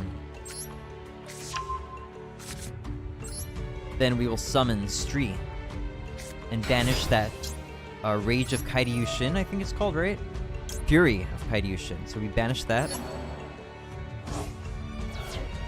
Then we will normal summon Eglin to search for something else. Yeah, let's go for Mist Valley Apex Avian. Okay, what Mist Valley Apex Avian does is when a card or effect is activated, you can target one Mist Valley card you control, return that target to hand, and if you do, negate the activation, and if you do that, destroy it. So it's an Omni-Negate at the cost of returning himself to hand. So very, very strong. We don't know which card Torrential Tribute is, so we've got to be careful. Oh, and we can use Unexplored Winds, right. That's pretty crazy as well. So what we would like to get rid of here, I guess, is Stree. Right, we would like to recycle Stree.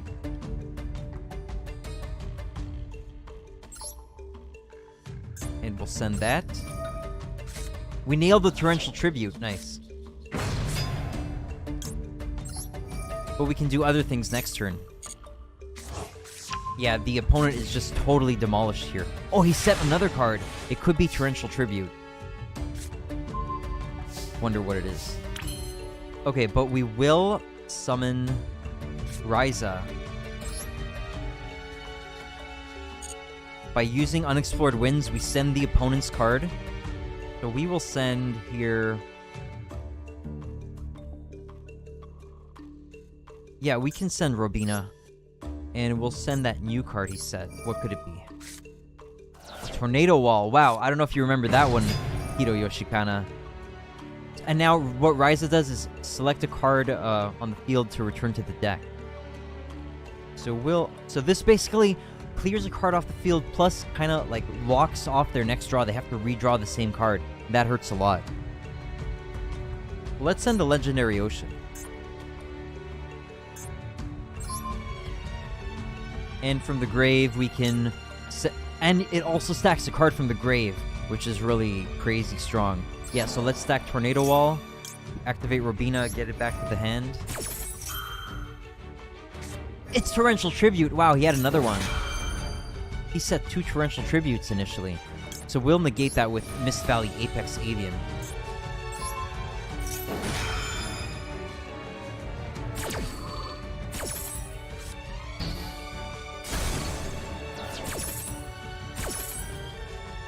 Robina returns to the hand. Then Mega Ryza. We'll give him the Tornado Wall first, because it's probably going to be useless to him. See, so we normal summoned before, but we can do it again. So we activate Fluanderies and the Magnificent Map. Let's say we'd like to summon... Yeah, let's summon Stree. Right. Did I summon Stree already? I forget. Banish Token, because we can get him back to hand. So we summon Stree. Okay, I didn't activate Stree already. We can banish Torrential Tribute. And we get Token to hand. And... yeah, we actually win on this turn.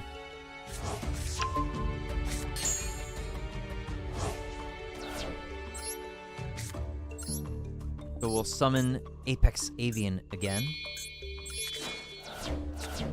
And now we just attack directly for game with everything. I won't even activate those effects just for the sake of time. But we could get those back to hand if we wanted.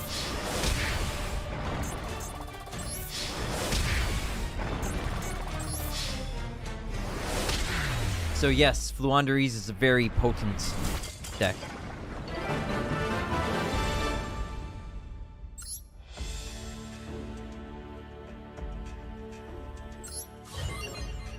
It can brick sometimes. The main issue, like, if you don't draw Robina or other cards that you kind of need to get going, then you can have some troubles. And of course, the opponent can kind of negate you with some cards like Ash Blossom to negate a search, or, you know, Infinite Impermanence or Effect Veiler. So you can brick sometimes, definitely. But it's really not that. It's not so bad.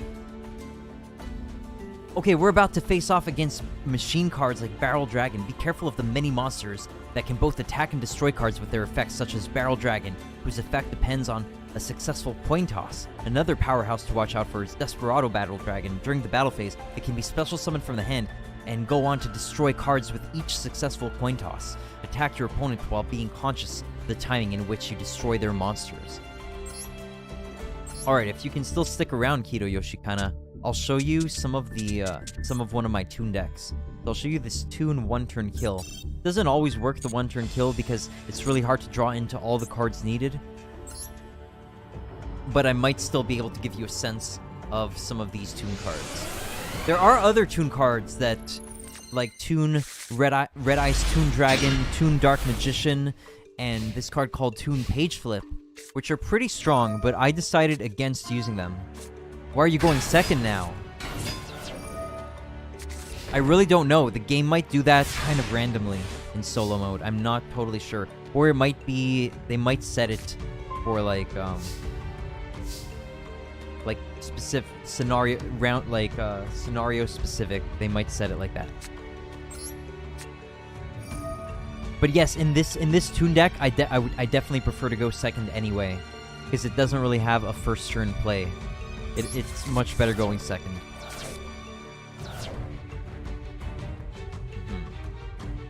We might have game here.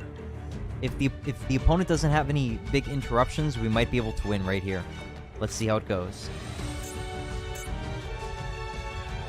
Board looks different now. I prefer this look. You mean the field, right? You prefer this one. Okay, interesting. I like the previous one. This is pretty nice too. Pretty nice. Okay, let's go with Toon Table of Contents.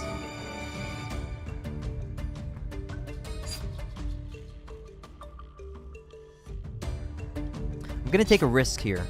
I'm going to search for the Toon Rollback and try to win this turn.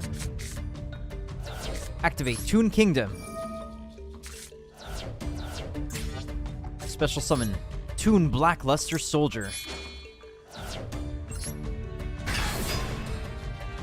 Activate Toon Rollback, which will allow my monster to attack a second time. Then I will activate Mage Power to increase my monster's attack points.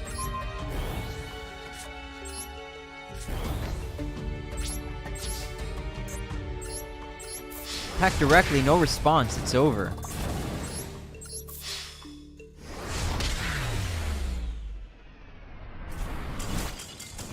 Nice, Mage Power is a good card.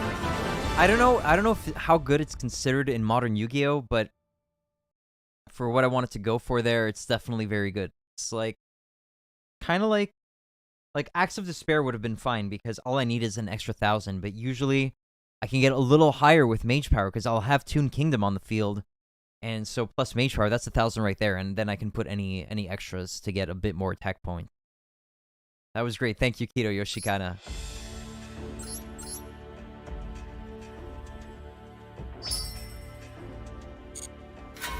All right, let me see if I can. I'll try to show you this deck again, just to show you a little bit more of the cards. But if you have to go again, definitely feel free to go. You don't have to stick around. Okay, so this next game is going to be against Harpies, kind of like reminiscent of the duels against Mai in Yu-Gi-Oh! Duel Monsters.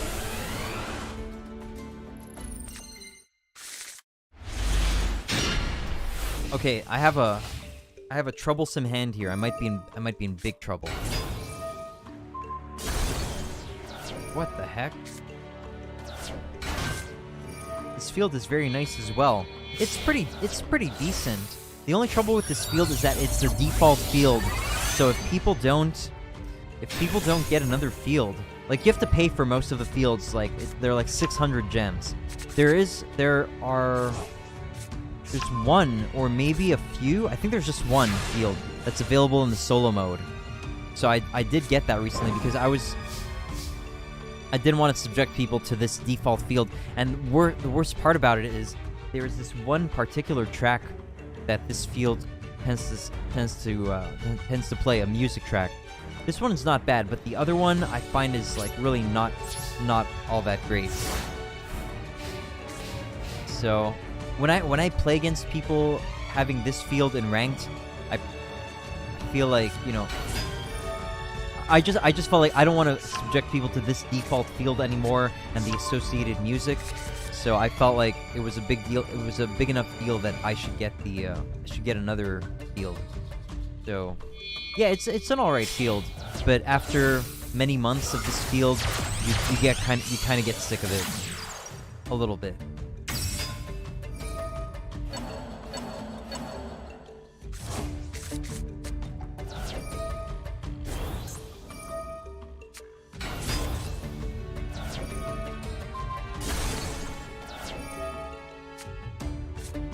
Wow, this AI is taking a long turn here.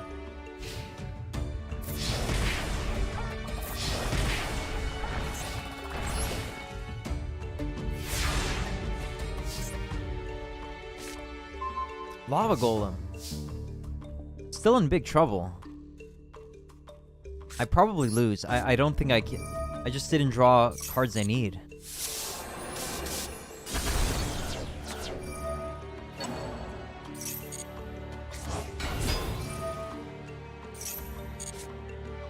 Yeah, it's over. I can't win this, so I'll just surrender.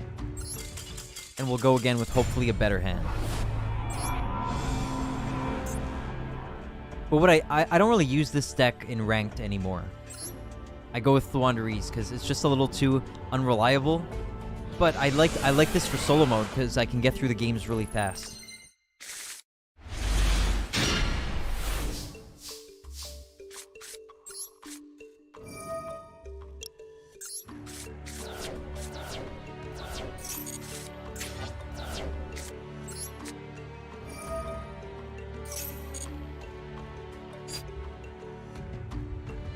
Alright, I suppose we would want to get the Toon Kingdom here.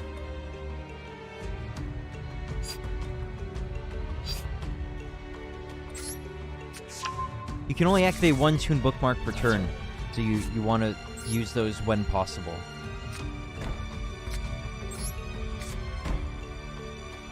Alright.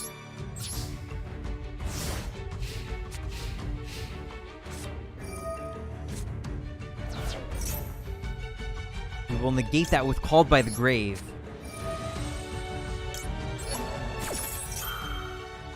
What rarity is Harpy Queen? Just a rare. Okay.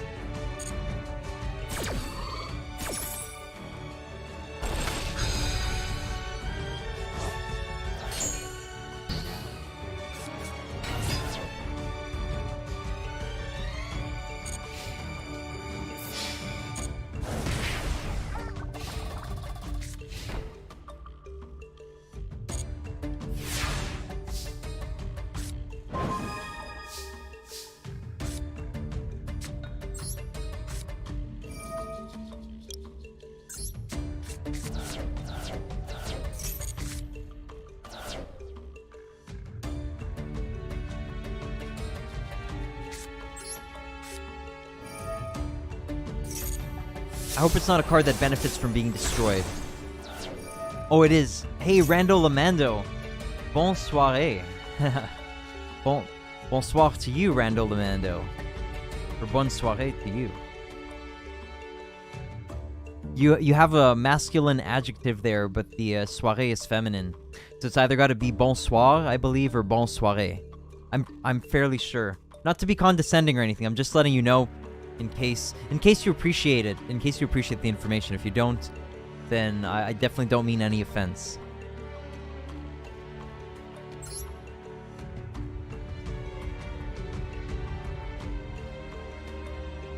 What if I am testing you? I suppose this is a possibility, Rando Lamando. And I hope that I pass the test.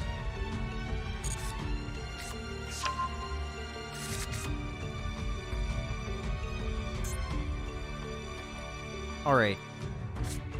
Activate Toon Table of Contents.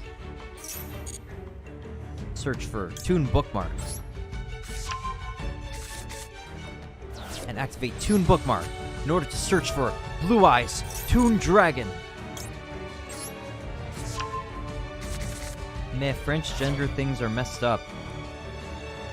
I guess that's how it is for any language with the gendered terms, right? With the gendered words, right?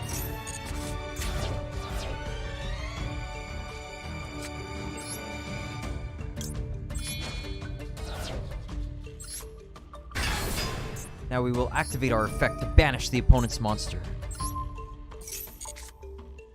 End the turn. It's not like that, you say. Instant fusion. All right, I can draw off of Max C. Oh, there's Max C, Hiroyoshi Kana. Great.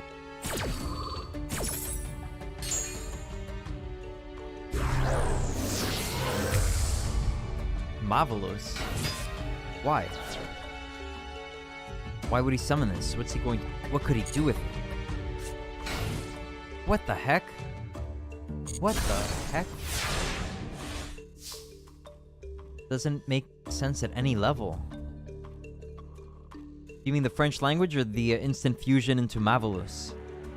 Yeah, Maxi Kido Yoshikana, right.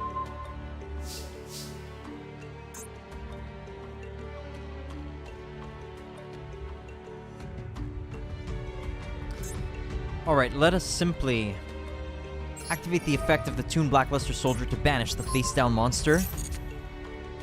And then summon a new Toon Blackluster Soldier who will be able to attack. French, okay, I see. Well, it's a fair enough perspective, Rando. It can be difficult and yeah, it could seem somewhat strange or incoherent. I get it. But somehow they make it work, you know? Somehow. Oh no, looks like I'm in trouble now. It's going for a big combo. I hope I can survive this turn. Cyber slash Harpy Lady. In defense position. I guess just going for defense? No way to go on the offense.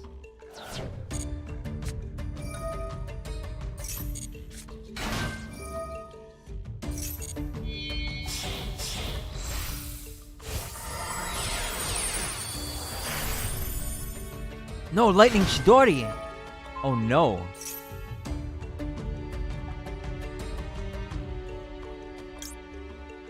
My mom would die to hear me say nice things about French like you are doing. Oh, do you have an ancestral rivalry with the French?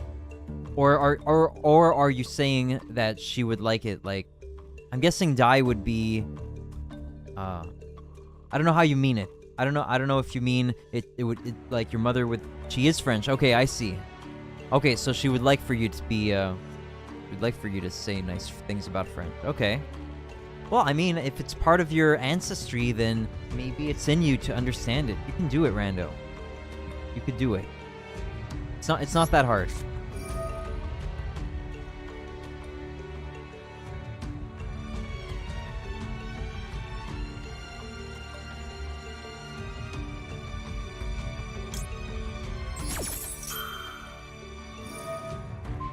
Oh no!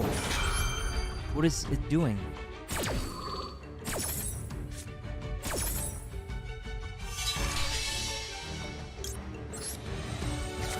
Why did he do that? What the heck? I don't think this AI knows what it's doing. But that does mean we win pretty easily because of that. Okay, we win just with the toon rollback. But let's do a little bit of overkill. Let's go for the hidden armory, which lets us search for an equip card from our deck. So see, this is great. You can either search for Comic Hand or Mage Power. Let's go with the Mage Power just for big number.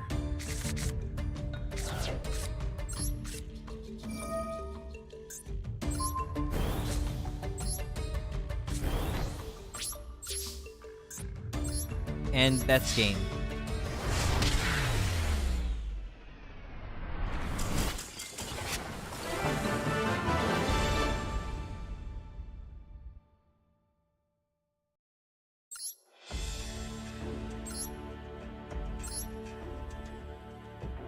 I got absolutely crushed by an Endymion. Endymion? I actually don't know the pronunciation. Is it Endymion or Endymion? GG, well played. Thank you very much, Kido Yoshikana. Okay, so I think I won't play with my decks right now anymore. I'm going to play with the loner decks. So I'm gonna go back and play with the decks that they provide for us. Did you buy the spellbook structure deck? I got 2 of them, Rando. I was thinking of using spellbooks for the Synchro Xyz event, but then after a little bit of playtesting with the deck, I realized it really doesn't Xyz or Synchro Summon at all. So yeah, it ended up not happening. But I do have a kind of spellbook deck in progress. I don't really know what to do with it. I guess maybe it's better used in Daimyon, right? The first time I stole their deck and crafted it. For the first time I stole their deck and crafted it. Oh. Well, I hope you got the spellbook structure decks, right? You didn't waste crafting points on stuff that's in the spellbook structure deck, I hope, right, Rando? Yep, okay, good. Good stuff. Yeah, it's a nice structure deck, isn't it? Spellbook used to be crazy strong back in 2013. But now, I just don't really know what it could do that is so good. So maybe you have to combine it with something like Endymion. Alright, let's check out our deck. Oh my god, Summon Skull? We get to play... Oh my god, this deck looks so much... This deck looks like a blast. If you want, you can look at the replay. Okay, yeah, sure, Rando Lamando. How do I do that?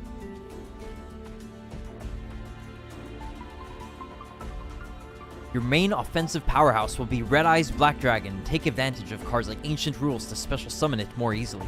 If your opponent brings out a stronger monster, take them on with fusion monsters. Use cards like King of the Swamp and Summoner's Arc to gather the appropriate fusion materials so you can turn the duel around. Alright. Think we are friends in game. Okay, right.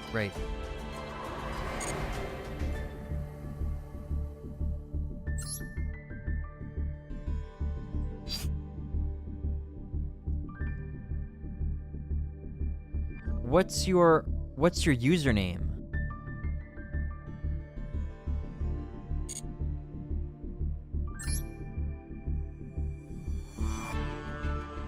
Oh, there you are. I have you in my follows, but you're not following me, I think. Which is fine, man. Don't worry about it. It's all good.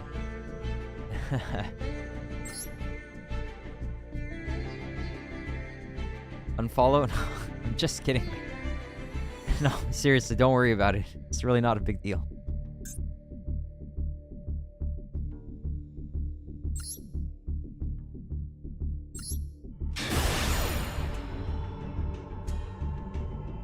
You have to make it public. All right.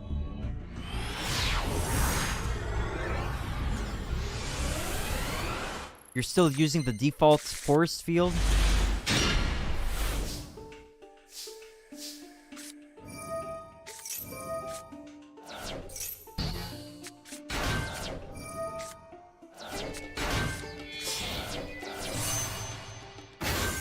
Danglong. Oh my god, I hate Danglong.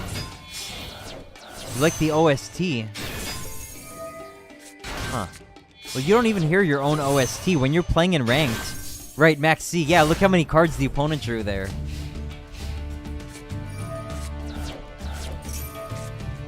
Oh! You have your own Max C. You shotgun that Max C. You hear the opponent's music, and I'm totally fed up of this song here. This song here in particular is the one that really, I didn't want to subject people to this song anymore. It's just like not intense enough. Did you get your other replay up there? Look at all these cards. These guys are going crazy. Oh my god. Okay, I see what's gonna happen. So he's gonna destroy you on this very turn. You have a shiny Called by the Grave, Rando Lamando. That's lucky, man. Very lucky. So yeah, what's gonna happen here is that Rando is going to get one turn killed, I guess.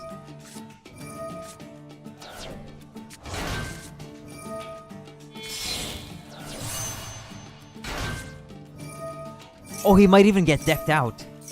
Do you lose by deck out here? You're logging in. Oh, you're not even ready yet. Okay.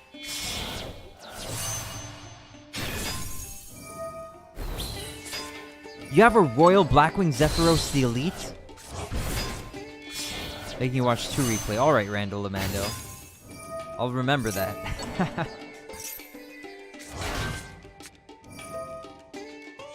By the way, I pulled some Legacy packs earlier. And I pulled a Royal, man. I pulled a Royal Ultra Rare. Vanity's Ruler.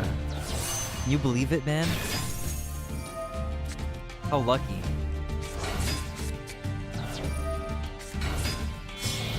Oh my god. Okay, so he actually is going to make you lose by deck out, Rando.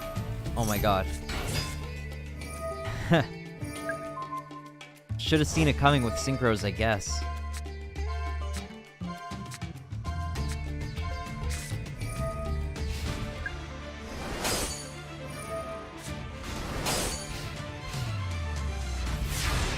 Oh, it's not losing by deck out. Really? Is that a rare occurrence? It's, like, not super common, but it's possible. But, wow, I was mistaken. But look at this. He only has 2 cards left in deck. And the guy just, for some reason, couldn't summon, like, 2 or 3 more times. Wouldn't have expected that. Might have decked myself out, I see.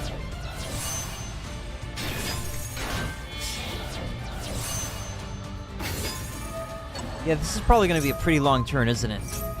With all these cards in hand. This must have been a long game.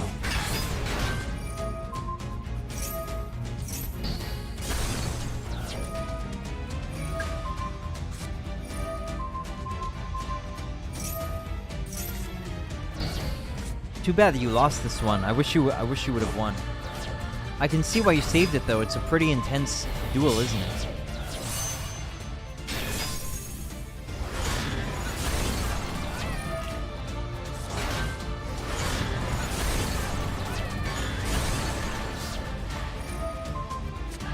Is it humiliating to lose by deck out? I wouldn't think so. No, I don't think it's humiliating. What? Oh, and you just scooped.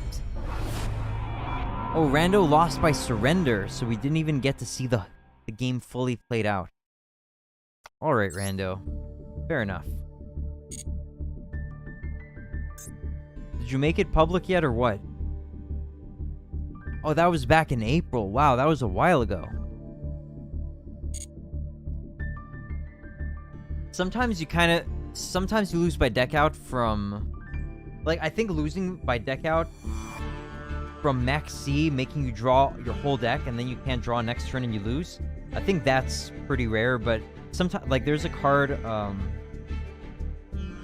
I forget, Inferno Tempest it might be. When you take 3,000 damage, you can activate that, then all monsters in the decks are banished. And then Necroface, the opponent might have Necroface sometimes, so they've got Necrofaces, which then banish 5 cards each from the top of your deck, something like that. Then you lose on the next turn by deck out. It's not humiliating, but it's an annoying way to lose, but you know, it's not more annoying than other things in Yu-Gi-Oh, I wouldn't say. Looking at which replay it was, one more min. Sorry, no problem, Rando Lamando.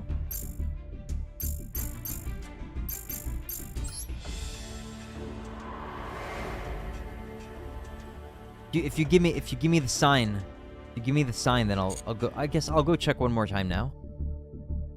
Let's see.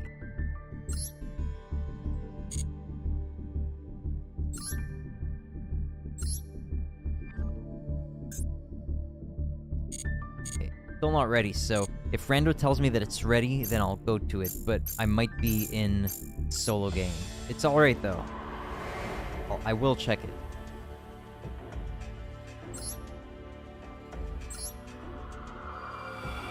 R&B Pikachu says it's embarrassing to be caught with your deck out in public.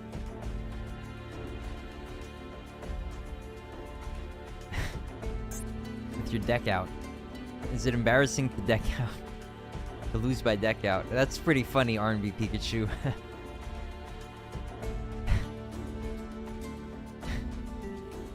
Okay, what do we have to play with? Oh, right, the Red Eyes. The Red Eyes cards. Nice, let's do it.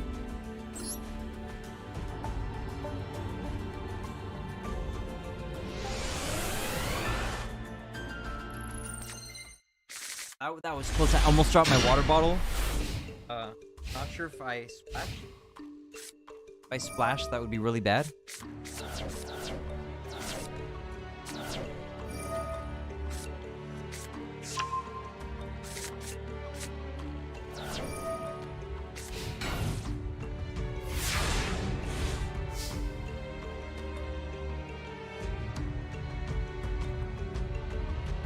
I just wiped the paper towel along my floor just to make sure I didn't get any splashes of water. It doesn't seem like I did, so we're good. Yeah, I even put a search card even though I had like 2 cards left, which is very stupid. Right, Rando. Should have known better. 100 Dragon? Whoa, I never knew this card existed. Once per turn, you can have this card gain levels equal to the number of cards you control, and if you do, it gains 100 attack for each level gained. These changes last until the end of this turn. If this card is sent to the graveyard, you can target one face-up monster you control that was special summoned from the extra deck. The first time that face-up monster will be destroyed with battle or card effect, it is not destroyed. You can only use this effect of 100 Dragon once per turn.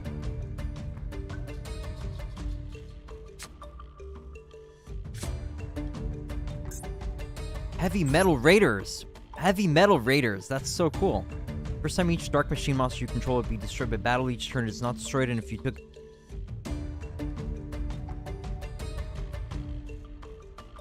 what's going on here?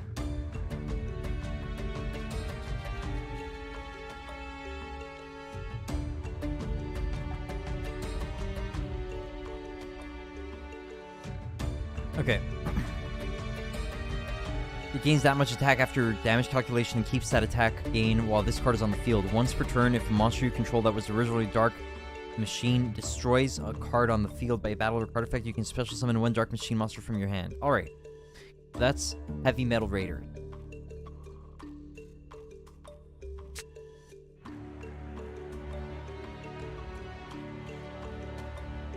Let's go for Summoner's Art.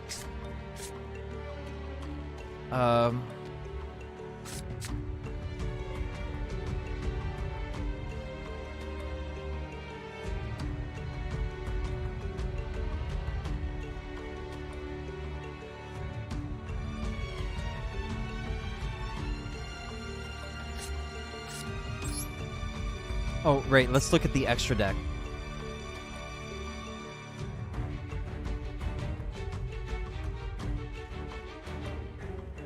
Red Eyes Black Dragon plus a Warrior.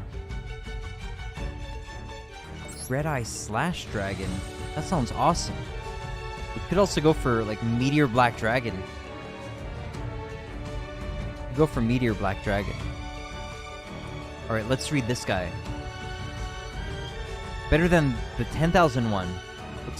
Looks a lot like 2400 attack fusion, Dragon Fusion. Yeah, this is definitely a reference to 1000 Dragon. 1,000,000%, man. Absolutely. Let's read this Red Eye Slash Dragon. When a Red Eyes monster declares an attack, you can target one warrior monster in your graveyard. Equip it to this card as an equip spell that gives this card 200 attack. When a card effect is activated, target this card you control. Quick effect, you can send one equip card you control to the graveyard and negate the activation if you do destroy that card. If this card is destroyed by battle or card effect, you can special summon as many monsters from your graveyard as possible that were equipped to this card. Yeah, so not good, actually.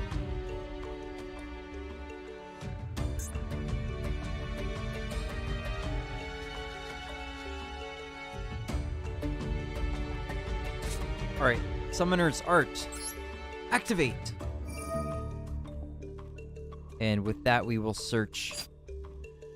Oh, do I want Summon Skull? If I go for Red Eyes, Black Dragon. This one Warrior. I don't have a Warrior in hand. Yeah, 1000 Dragon. I think we just go for the Black Skull Dragon.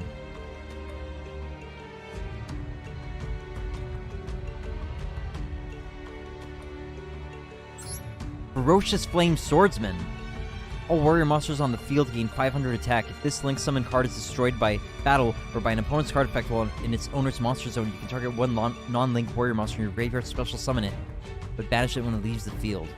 Not that good, eh? Is Blue Eyes stronger than Red Eyes? Yes, Red Eyes Black Dragon has 2400 attack and Blue Eyes White Dragon has 3000 attack.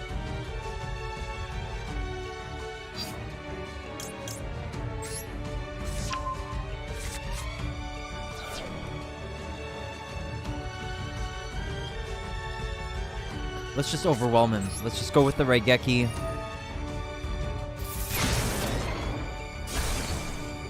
Because it's a machine, right? Yeah, it's a machine, so it wouldn't have been destroyed by battle, so we wouldn't have done any damage to him, so let's just do as much damage as possible. Oh, what the freaking heck? Why couldn't I... Hold on a sec. It's Red Eyes and Meteor. I searched out Summon Skull, but it's Red Eyes. Oh, I'm such a freaking idiot.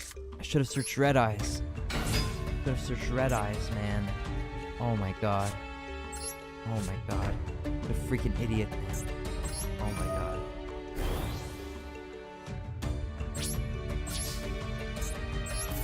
I should have just checked the freaking material, man. Such an idiot. Such an idiot. I can't believe I made that mistake. Oh my god. Is Blue Eye still considered one of the strongest monsters? Not really. Like, there still are some new support cards for it that make it, you know, it can do some things, but it's generally not considered a very top tier kind of deck. But I do think Blue Eyes deck won the World Championship in something like 2016. Don't know exactly why, but pretty, that's a pretty delicious fact, isn't it? That in 2016, a Blue Eyes deck could win World Championship. This looks like a deck in Power of Chaos games, except of course the links. Yeah, this is SP. This is the SP challenge. Did you play through the SP challenge, Rando Lamando? It's awesome. It's like Duel Monsters Yu-Gi-Oh games. Like you've got insects here like Weevil. You've got water here like Mako Tsunami. You've got machines here like Bandit Keith. You've got harpies here like Mai. Very cool. It's too hard. Come on, man. No way. You play Black Wings. You can do it. It's really easy. I mean, obviously, sometimes you're going to draw not well, and the decks are not constructed to be extremely powerful, but it's very feasible. Oh my god, we got 2 Metal Morphs. That's horrible. With the Loners. Like, you know, I'm tempted to just tempted to try again here because of the 2 Metal Morphs, because those are bad.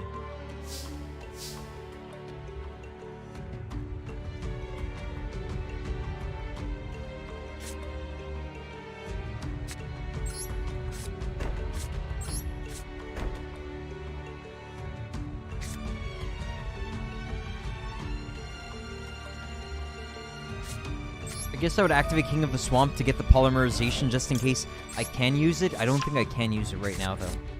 Great. Yeah, and I would end turn there. Oh no, I should have summoned 100 Dragon, actually. Now he's got Blowback Dragon. Oh no.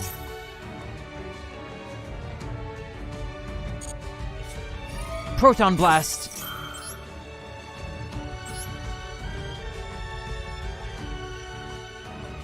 Oh my god. Oh wow. Proton Blast, this is a crazy card. I've got to get this in real life. It's Barrel Dragon support. Oh my goodness.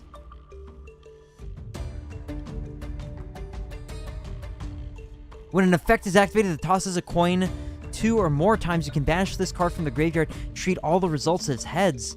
Proton Blast, I've got to get this card. Oh my god.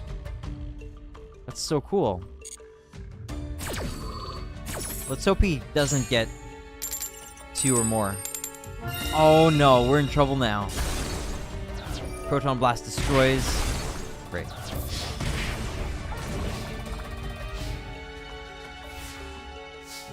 I always liked Barrel Dragon and Blowback Dragon.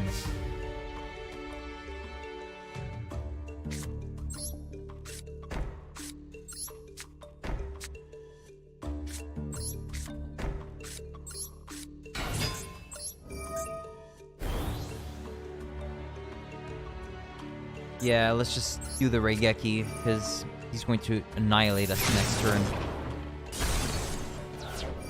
Oh no! Desperado Barrel Dragon! Yeah, I think it's over now.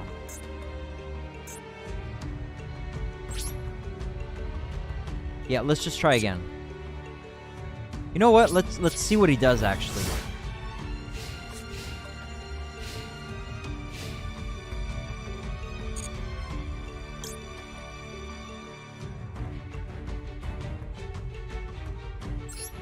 It's hard, I'm telling you.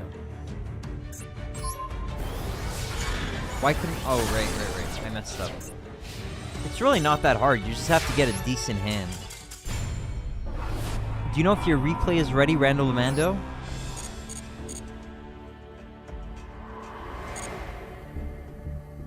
Oh, by the way, Randall Lamando, I have to do something right after this. It's ready. Okay. We're gonna check this out. Oh, you followed me back now. Okay, well that wasn't necessary, Randall Lamando, but thank you. Alright, let's check it out.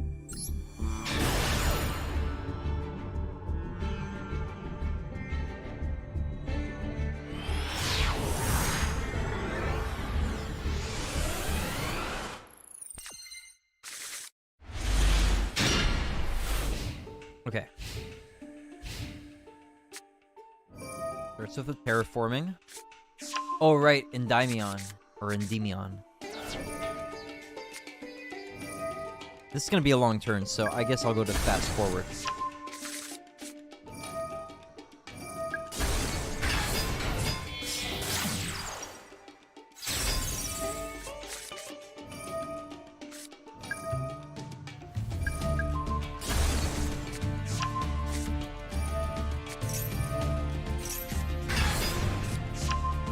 Imagine playing this in real life and having to keep track of all the spell counters.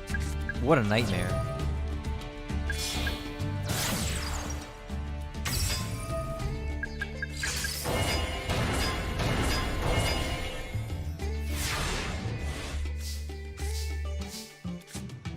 Dark Ruler No More, you got him, man. You got him with the Dark Ruler No More. I don't even know how to play them, but I crafted the deck. Seemed like a very versatile. Yeah, it must be pretty strong, but there's a lot going on, eh? Yeah, Keto Yoshikata said, I was going to ask, how do they do it in real life? LOL. There must be all kinds of mistakes that happen in real life. Like, modern Yu-Gi-Oh! Has gotten really complicated in some instances where it's like, it's too much to keep track of. And look, see, there's spell counters. Like, this has 8 spell counters, 4 spell counters, like 1 spell counter, and every spell that's activated, they're gonna get more and more spell counters. It's so much.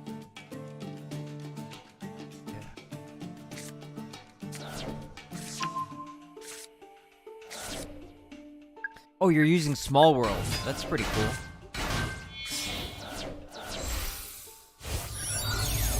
15-minute turn, I guess. Maybe. No Black Whirlwind. Too bad.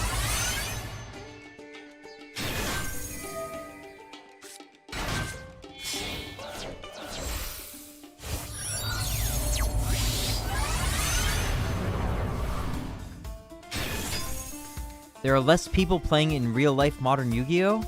I really don't know how many people there are. I was just surprised, like, that Yu-Gi-Oh has kept going, and it seems to be very strong. Like, I haven't seen in-person events myself, but it seems to still be going fairly strong from, like, the impression I have from, like, online videos and postings, like, on Reddit and whatever. Yeah. So I actually don't know how. It would be interesting to know, like, are there more people playing Yu-Gi-Oh! Master Duel or Yu-Gi-Oh! In real life? I would guess it might be Yu-Gi-Oh! Like, in real life. Or, maybe, like, on simulators. I don't know for sure, actually. It would be interesting to find out. I'll try. Unaffected plus indestructible, but seemed like he had to play for lots of big cards.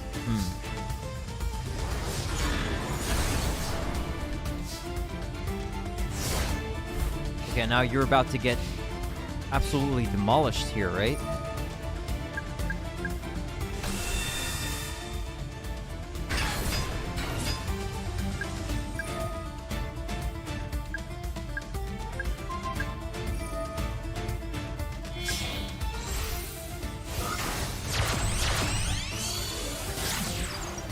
Probably the first Prophecyr.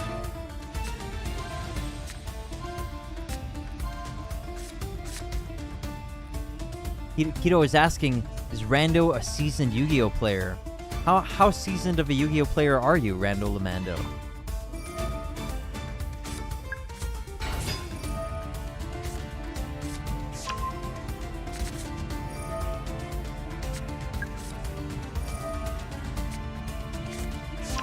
Oh, so this guy had these spell books from before the structure deck. Because he's got shinies, and you can't get those from the structure deck.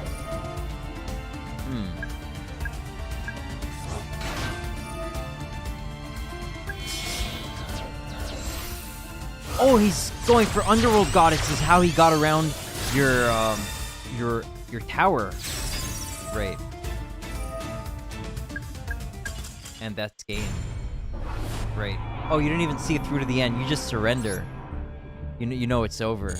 Alright, cool, Rando Lamando. Thanks for sharing.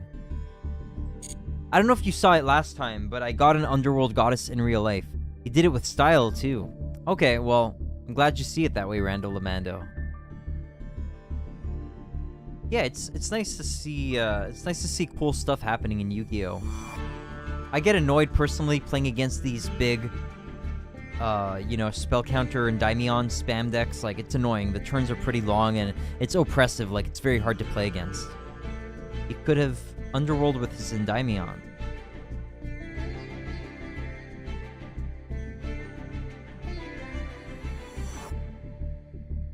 Could have Underworld with his Endymion. You are a seasoned Yu-Gi-Oh player. Okay, I see. When did you start playing, Rando Lamando? Thank you for the kind words, R&B Pikachu. You're killing it, man.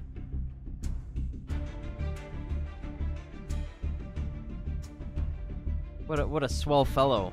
Playing Dead by Daylight. That game is too traumatizing, man. I hope you're okay.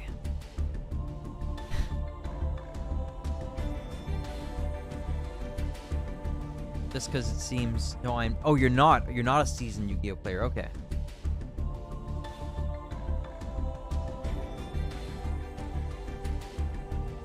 Still recovering from it. Okay. Recover well, man. Is there toxicity smack talk between players sometimes? Well, it doesn't happen in Master Duel because there's no chat. But... I don't know. In real life, there might be. I don't know. I haven't attended real-life Yu-Gi-Oh since 2013. So there might be, but I imagine it's against the rules. Like, you're not supposed to have unsporting conduct. You could get banned. So I'm sure people are relatively controlled, but I'm sure there's some kinds of outbursts that happen sometimes. I've read some stories on Reddit about it. Yeah, so there can be some raging. Just a casual boy reliving his 5Ds experience. Okay, cool, Rando. Fair enough. It's good. It's great, right? Isn't Master Duel great to offer an official way to play Yu-Gi-Oh! For free? And it's, like, fairly robust and fairly accommodating to the free-to-play experience.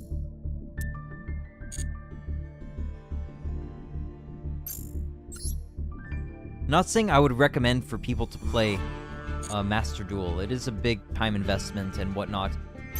And the ideal way to play it was to be in it, like, from the beginning, but at the same time, like, if you haven't started yet and you want to start now, it's fine. I wish Master Duel would give me a sponsorship. That would be great. But I mean, I guess they don't need to do that. Like, why would they pay people when it's already so popular? Like, what could I offer them? What could I offer them that they would pay me for? It wouldn't make sense, probably. But, you know, it would be cool. Because I would actually, you know, like, yeah, I don't 100% endorse this game, but I could endorse it enough where I could go for a sponsored stream with no like, reservations about it. Only problem is the downtime with the animations, like chains and stuff. Right, that's true. Yeah, it's too slow. If they could accelerate that, that would be really nice.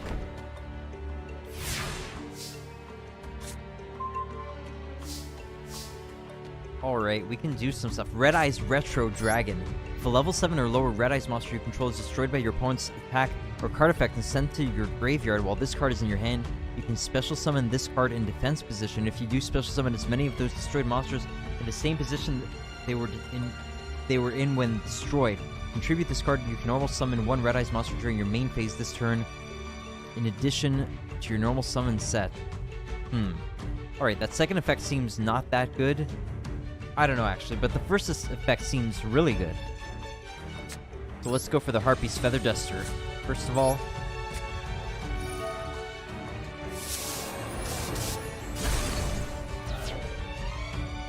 then we will activate Summoner's Art, and in all likelihood go for the Red Eyes. Summon Black Skull Dragon.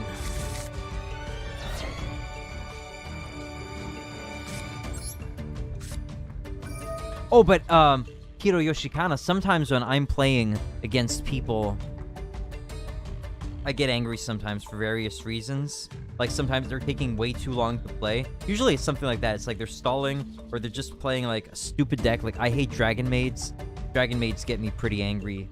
But as long as they're playing, like, decently, I won't get too angry. But sometimes, like, sometimes on stream, I think I've been expressing some anger against some people. But especially if I'm off stream, I let myself, you know, just get fully heated, and I just, like, sometimes I say the F word, and I'm like, I don't know. It gets you pretty, can get you pretty heated sometimes.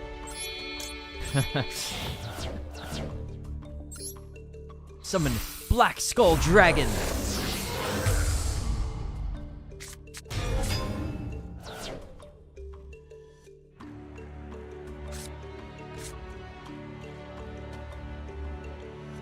There's not time limits for turns. There is, but sometimes it's like really excessive. It's too long. You start with like 500 seconds, which is 8 minutes. So they could be taking really long.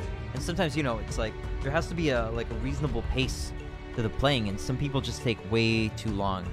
Or their connection is bad, you know? It's like they're playing on their phone and like their connection is bad, and it just drags it out for really way longer than necessary.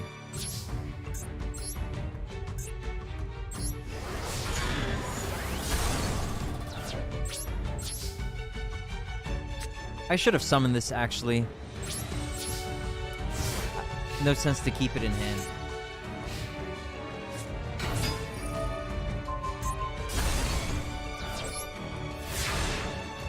There goes the Black Soul Dragon. Okay, at least we can get a Red Eyes out here. Yeah, that can be super annoying and time waster. The computer opponent is using the same avatar as Rando. Oh, right, yeah, that's the default avatar I had that. I was keeping this because I kind of like it, you know, just like the opponent doesn't know what they're going to face. But in the Duelist Cup, I did get top 10,000, and you get this for top 10,000 in the Duelist Cup, which was like, I think it was last month. So I just decided to use that, you know, just to show off that I got top 10,000, which is like not a big deal, but I grinded for it. It was quite the brutal grind in sometimes. It was rough, man. It was rough. Like, I was so stressed about it. Summon Red Eye's Black Dragon. Blast Sphere is going to destroy it. Oh no.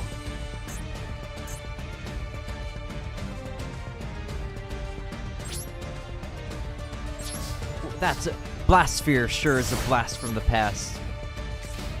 Love that background. Oh my god, that is like quintessential classic Yu-Gi-Oh card background. Beautiful. Summon Mechanical Chaser.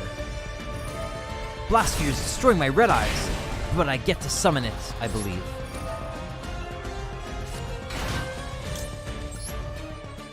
Thanks to my Red Eyes Retro Dragon.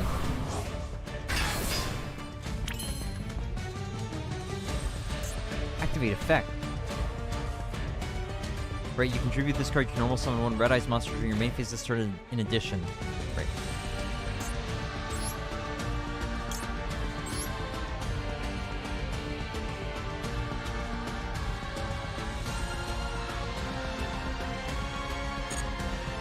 Alright, we'll activate King of the Swamp to get polymerization into our hand. Then attack with Red Eyes Black Dragon. Red Eyes Black Dragon. Oh, this used to be called Red Eyes B Dragon, wasn't it? It used to be called Red Eyes B Dragon, but I guess they changed it to Red Eyes Black Dragon at some point. Right? Let me check that.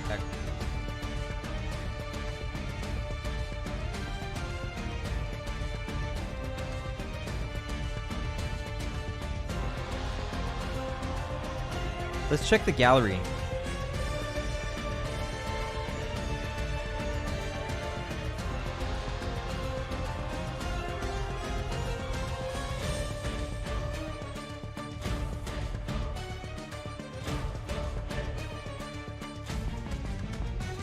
See, so we're seeing lots of Red Eyes B Dragon. But it looks like starting in LDS 1, Legendary Duelist Season 1, they changed it to Red Eyes Black Dragon. I guess this is when they started changing card names. Let's see, when was this released? 2020, really? So it took them that long to change it from B Dragon to Black Dragon. Alright.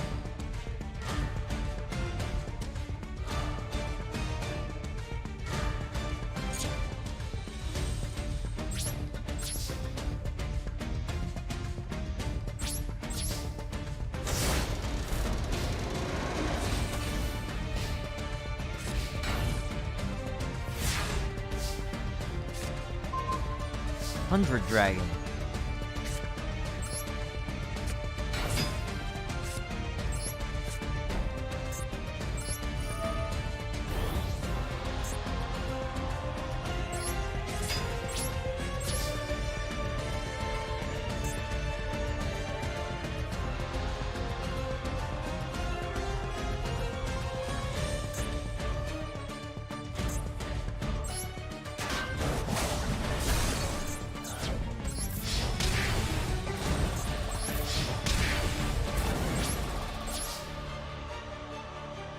Alright, Randall Lamando, I don't know if you can tell, but I didn't make any amazing plays on this duel. You just have to keep resetting the duels until you... Oh, shucks. Until you get a decent hand and the opponent doesn't. Oh no, Desperado Battle Dragon. Okay, we're in trouble now. We're in big trouble. You drawing a card is an amazing play. Oh gosh, Sword and Shield? Nick Peck is amazing. Jeez, thanks, man, but I lost now. I lost. It's over. There's no way to come back from this.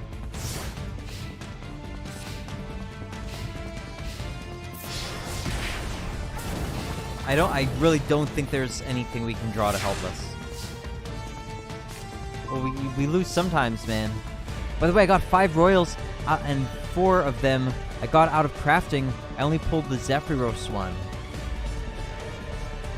Wow, that's very lucky, Rando. That's awesome. The only royal I've crafted is Pot of Prosperity. And I did get a shiny... I did get shiny Crossout Designator. That reminds me, I have to dismantle some cards. Oh yeah, Rando, I forgot to do something. Okay, Rando, while you're still here, this should be really satisfying.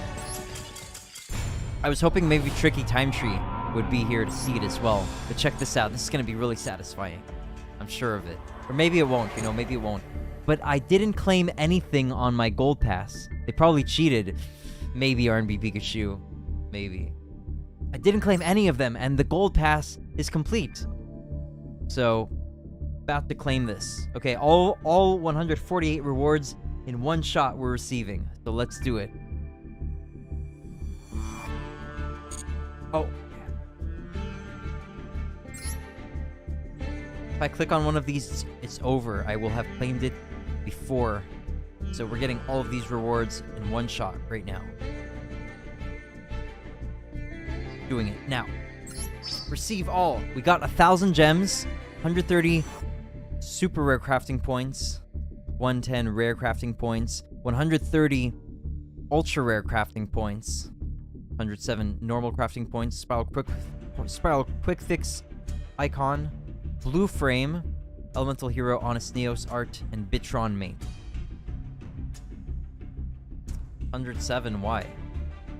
Who knows, man? Yeah. That's some good luck on the royals, man. I'm not lucky on royals at all. So now I'm already at 3,000 gems again. Wow. Okay, and one other thing I wanted to do. I need to dismantle some cards.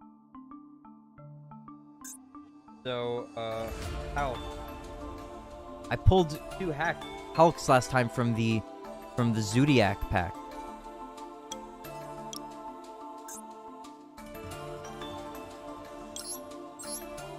That was satisfying. Okay, thanks, Rando. I'm happy. I'm happy that you found some satisfaction in it. That's what I was hoping for. So let's dismantle one, I guess. Or can I dismantle both? Right, you can just get bonus on one.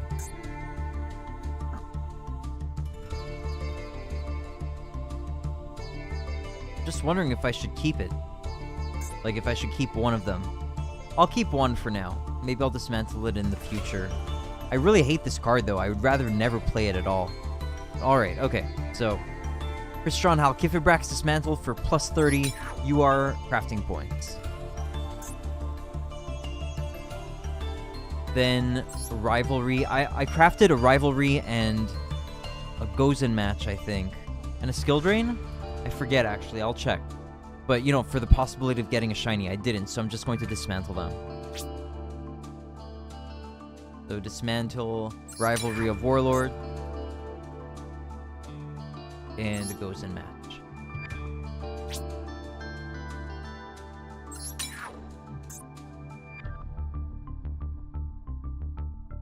Right, okay, we're good.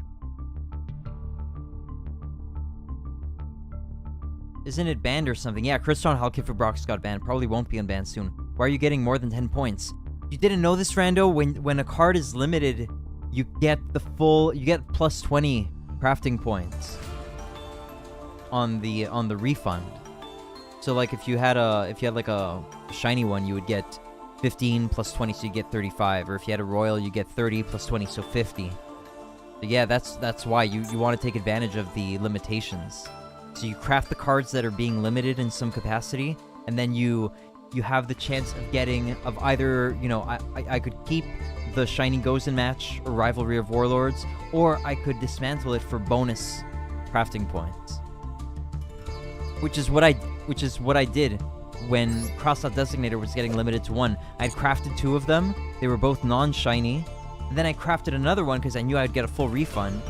And I got a shiny one, so I kept the shiny one and dismantled my 2 regular ones for the full 30. 30 each. There is one card I need to craft. I think I need to craft another Ash Blossom, so I'll do that now. Craft one more Ash Blossom. I never crafted an Ash Blossom before, but in branded meta, the Ash Blossom is too strong. I think I need more than one. So, going for Ash Blossom. Non-foil, of course. Alright.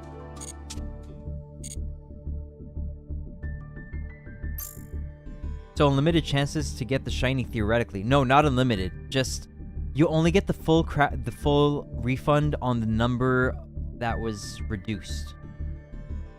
So if it went from 3 to 1, you would get 2 plus 20s. If it went from 1 to 0, you would get 1 plus 20.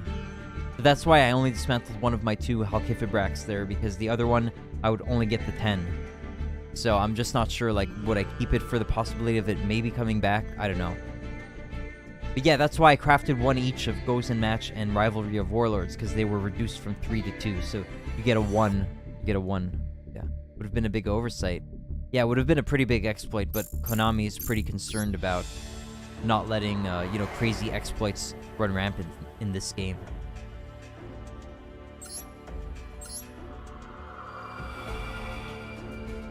Yeah, Komani.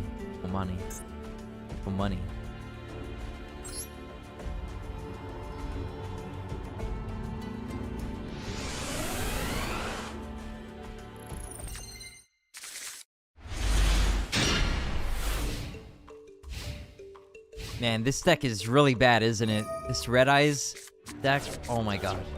With the Kunai with chains and the Metal Morphs. And the opponent's deck is pretty good here. This is really tough.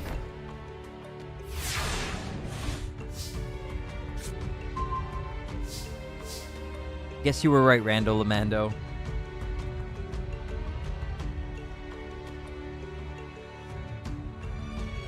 So I'd like to go for a Red Eyes card, so that I can at least resurrect it with Red Eyes Retro Dragon. So Red Eyes / Dragon, I guess is what I want to go for. Level 7 or lower. Red Eye Slash is level 7. Okay, so we're good with that. We need a warrior.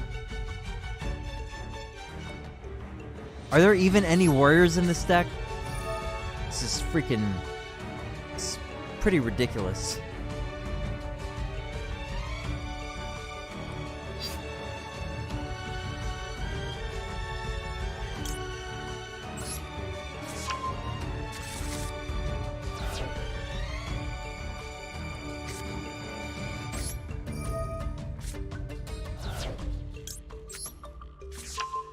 Tried but always had bad luck, so I just gave up on the SP duels. Eventually you're bound to get it, like between the opponent bricking or something like that, like you're bound to get it eventually.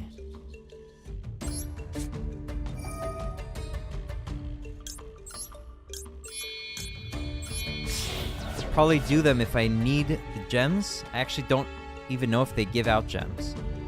I'm not sure actually. Summon Meteor Black Dragon.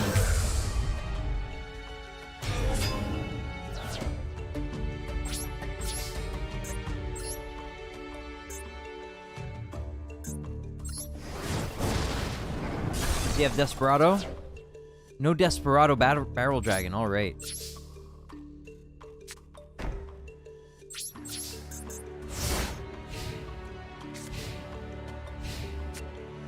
Extravagance.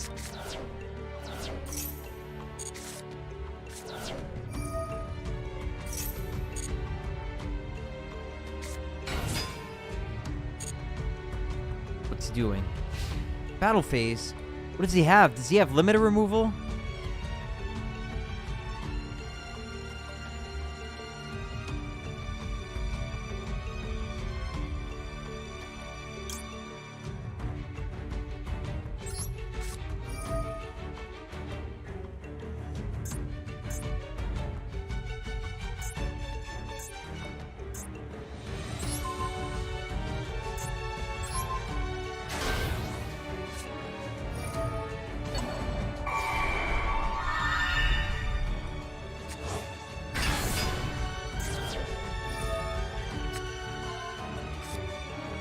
Barrel Dragon.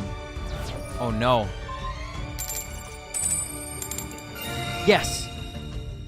Are we gonna be lucky with this one? Oh.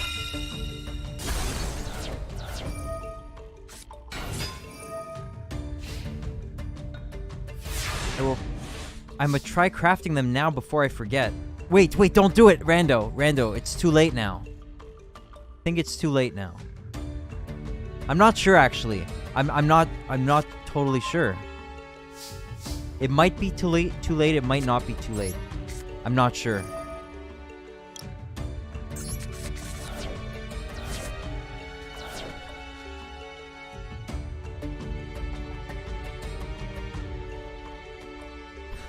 This deck, like, can barely do anything. This is really rough. This is... Why?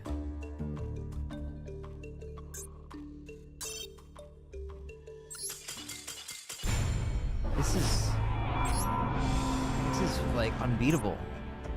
Holy frick.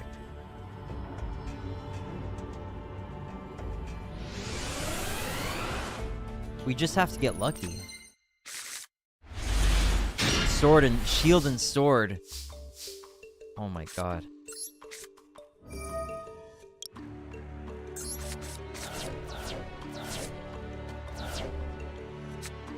Trap Hole of Spikes.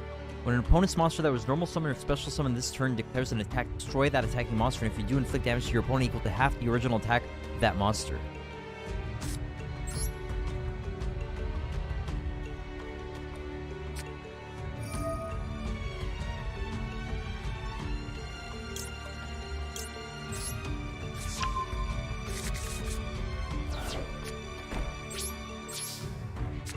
Oh, I should have summoned maybe like a Red Eyes Retro. You just did it. Well, I mean, like, I'm not... Like, I had already crafted those cards before the new ban list came into effect. So I'm just not sure that if you craft them after the ban list comes into effect, if you can do it. You know what? Test it. Test it with a super rare, so it's not a big deal. Test it with a super rare first. So maybe go for like a Gozen match or a Rivalry of Warlords. If you don't already have 3 of them, test it with one of those, and you'll see it might very well work, and then you'll know. You probably have some super rare crafting points to spare, right? It might work. I'm just saying, be cautious. Desperado Barrel Dragon.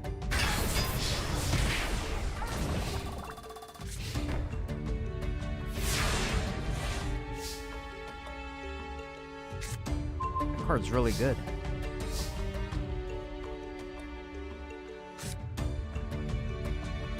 Unbelievable.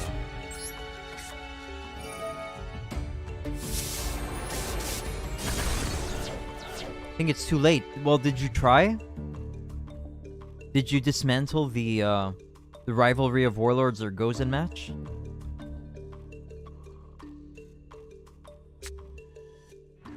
And it didn't give you the it didn't tell you about the bonus points? We're gonna have to be really lucky here. We're gonna have to have 0 heads. Just 10. Did you already dismantle it and it only gave you 10?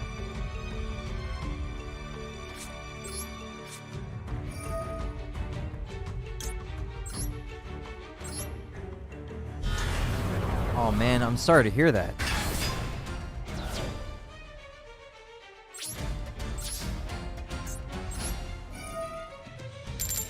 Zero? Oh, we were close. At least we get to revive it. Yeah, at least super rares aren't that big of a deal. It's still better to have, you know, as many super rare crafting points as possible, but yeah, it's not cute. It's not too bad. Is it graveyard effect too?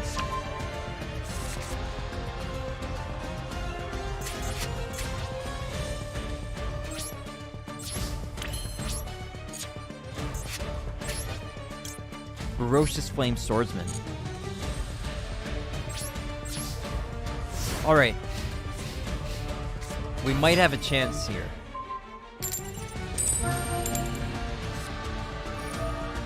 Vortex. Alright. Are we actually going to be able to win here?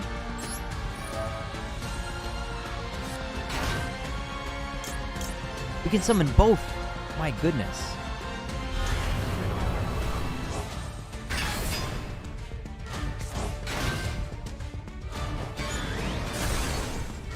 We might win this one, Rando.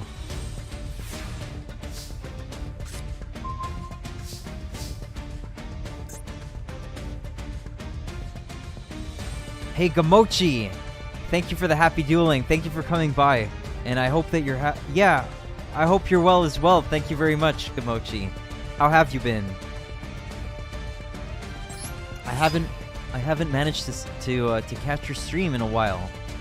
AI will beg to differ. You might be right, Rando, because we just threw this Red Eyes Black Dragon, which we didn't want. So it is still pretty concerning situation we're in here. I am thinking I've been busy lately. I see. Okay, good. Oh, I'm glad that I'm glad that you are well.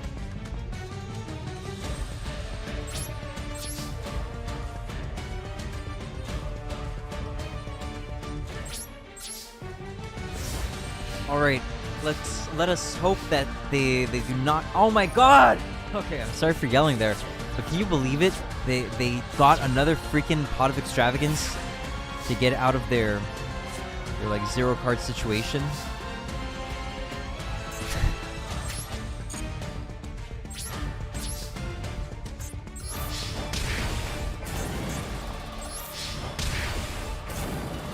The top deck Pot of Extravagance.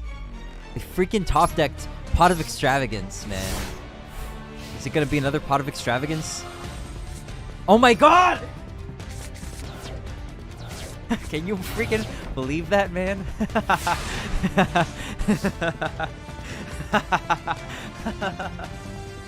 Oh my god. You freaking believe that? Oh my god. I can barely believe that. Oh my god. Rigged as heck, man. Oh my god.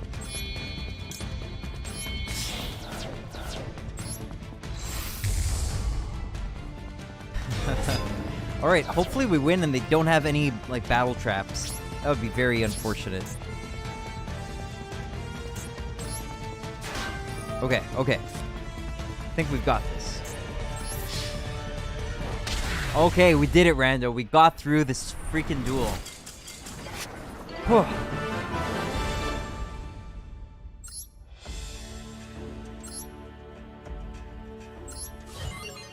Gamochi new here.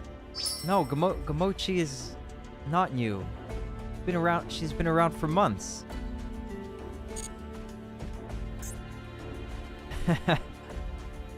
More to go. Have you ever played versus Rando before?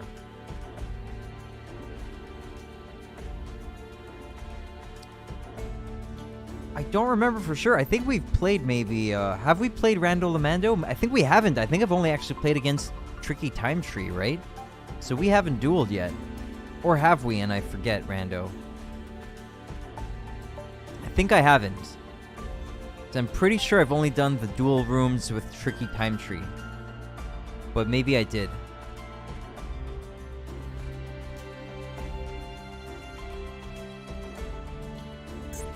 What do we have to play here? My memory is bad. Okay, I'm pretty sure we haven't. Like, my memory is kind of bad sometimes as well. But I think that we haven't. Use the ritual spells, Super Soldier Ritual, and Super Soldier Synthesis to make Blackluster Soldier descend. If you ritual summon Beginning Night or Evening Twilight Night, you get additional effects, and Blackluster Soldier becomes an even more powerful Super Soldier. I have to end, like, very shortly here, so I might not even play this. Let me check, yeah, I might just end right now. Like, I might not even play this game. Let me think about it.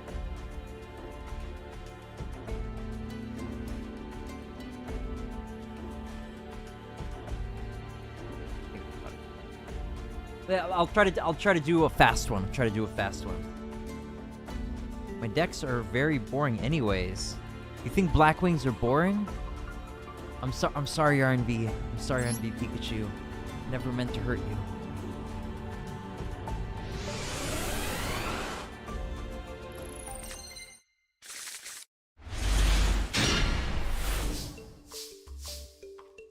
Alright, too many cards to possibly activate.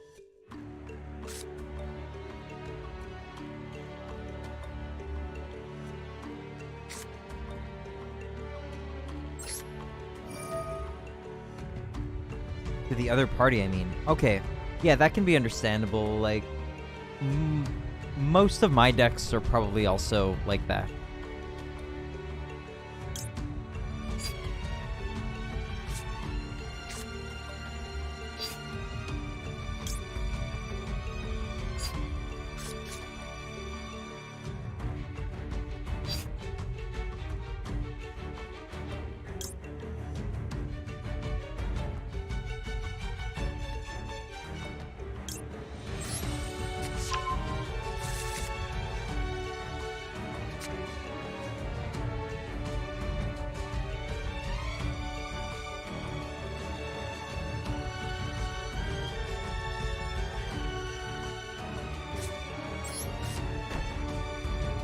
I like these cards. I'm not sure what everything does, but I do really like Gaia and Blackluster Soldier cards.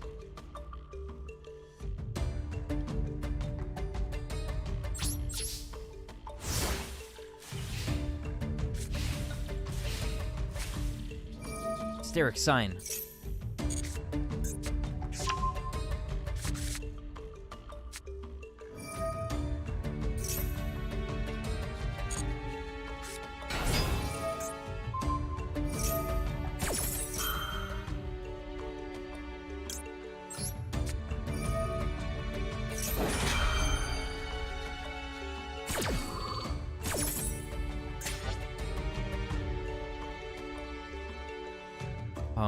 Gotta pick Blackluster Soldier cards, right?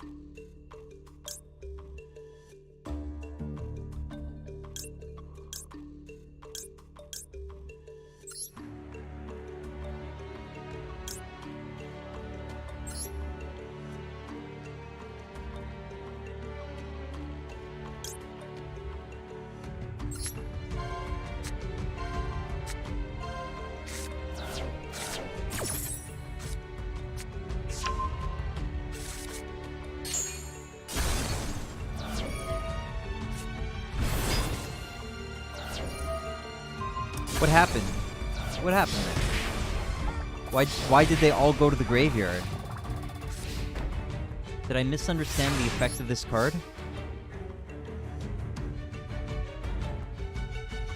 If they picked a Blackluster Soldier monster or Gaia the Fierce Knight monster, add it to your hand and send the rest to the graveyard, otherwise send them all to the graveyard.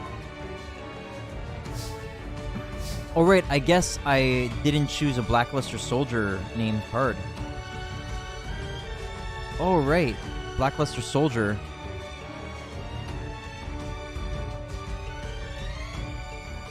I guess they chose the one non-Blackluster Soldier card, which I made a mistake to pick. Alright.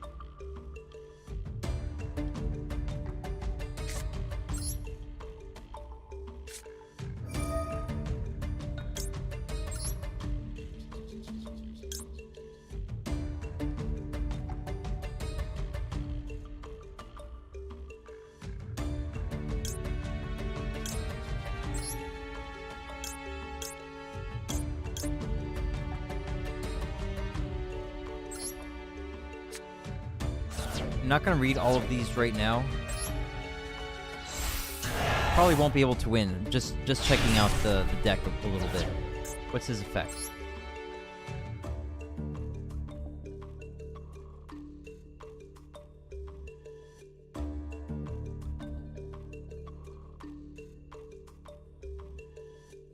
Oh, he's got an effect applied from one of these monsters, I guess. Once per turn, you can target one monster your opponent controls, banish it.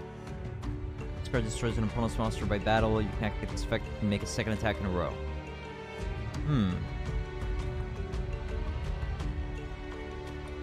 let's banish the Harpy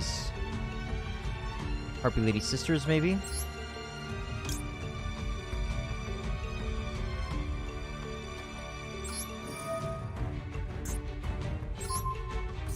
Oh no!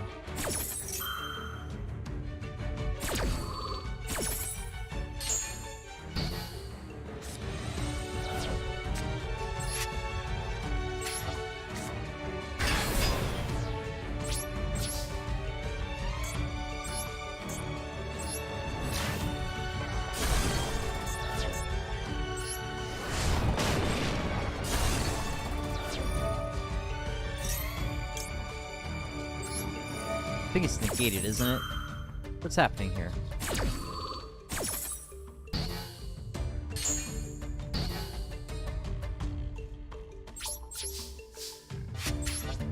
Oh, what?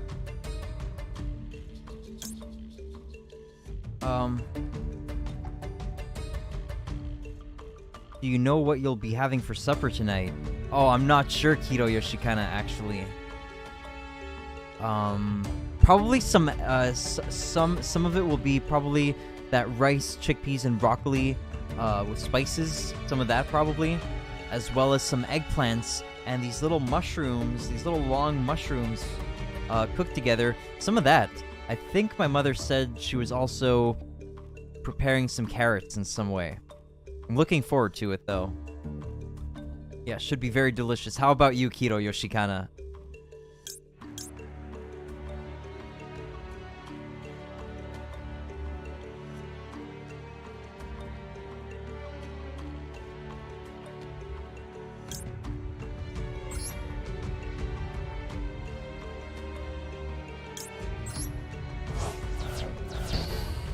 Oh, right, it's negated. Negated.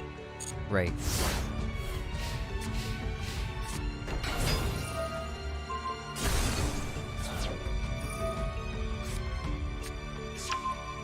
Okay, so he gets Harpy Lady Sisters. My mom made an eggplant parmigiana today. It was very good. She uses smoked mozzarella, really adds a nice flavor. Yeah, smokiness is really good, isn't it? Well, I'm glad you're eating well, Keto Yoshikana.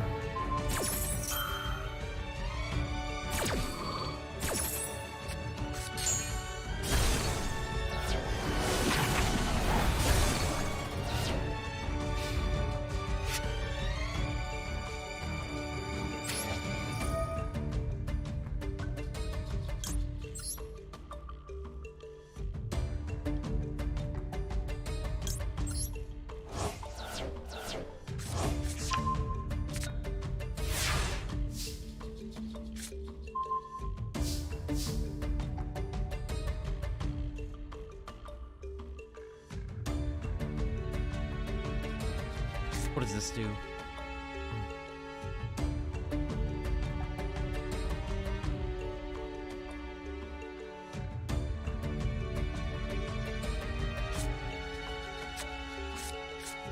Alright, I don't think we can win at all here. Yeah, alright, anyway, I'm gonna conclude right now. So thanks a lot for coming by, everybody. Really appreciate hearing from everybody. Thanks for the kind chats and kind wishes and questions and thoughts and perspectives. Really appreciate it. Thanks everybody. Just going to see on a possible raid here. I can't stick around.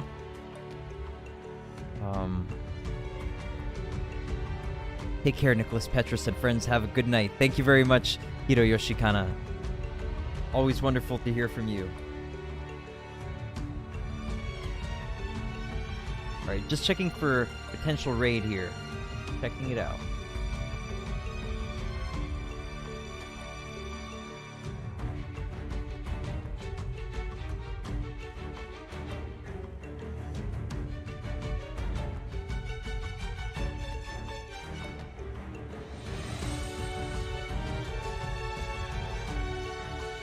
Okay, you know what? I think what I'll do is YouTube raid when. Oh yeah, it's a little complicated. I've seen Paris Heller describe that like a few months ago, but it's pretty convoluted. You have to like do it. You have to like prepare it in advance. Like you have to enter the specific usernames somewhere. Like I don't know, pretty strange. You can't just go and like try to find somebody even. Like it has to be set up in advance. I don't know. Yeah, I imagine they might improve it, right? Like how hard could it be? Okay, because I have to go. I think I'm not gonna do like an official raid. Like, but the unofficial raid is mdrnYGOn00b. So go and check out mdrnYGOn00b. Like,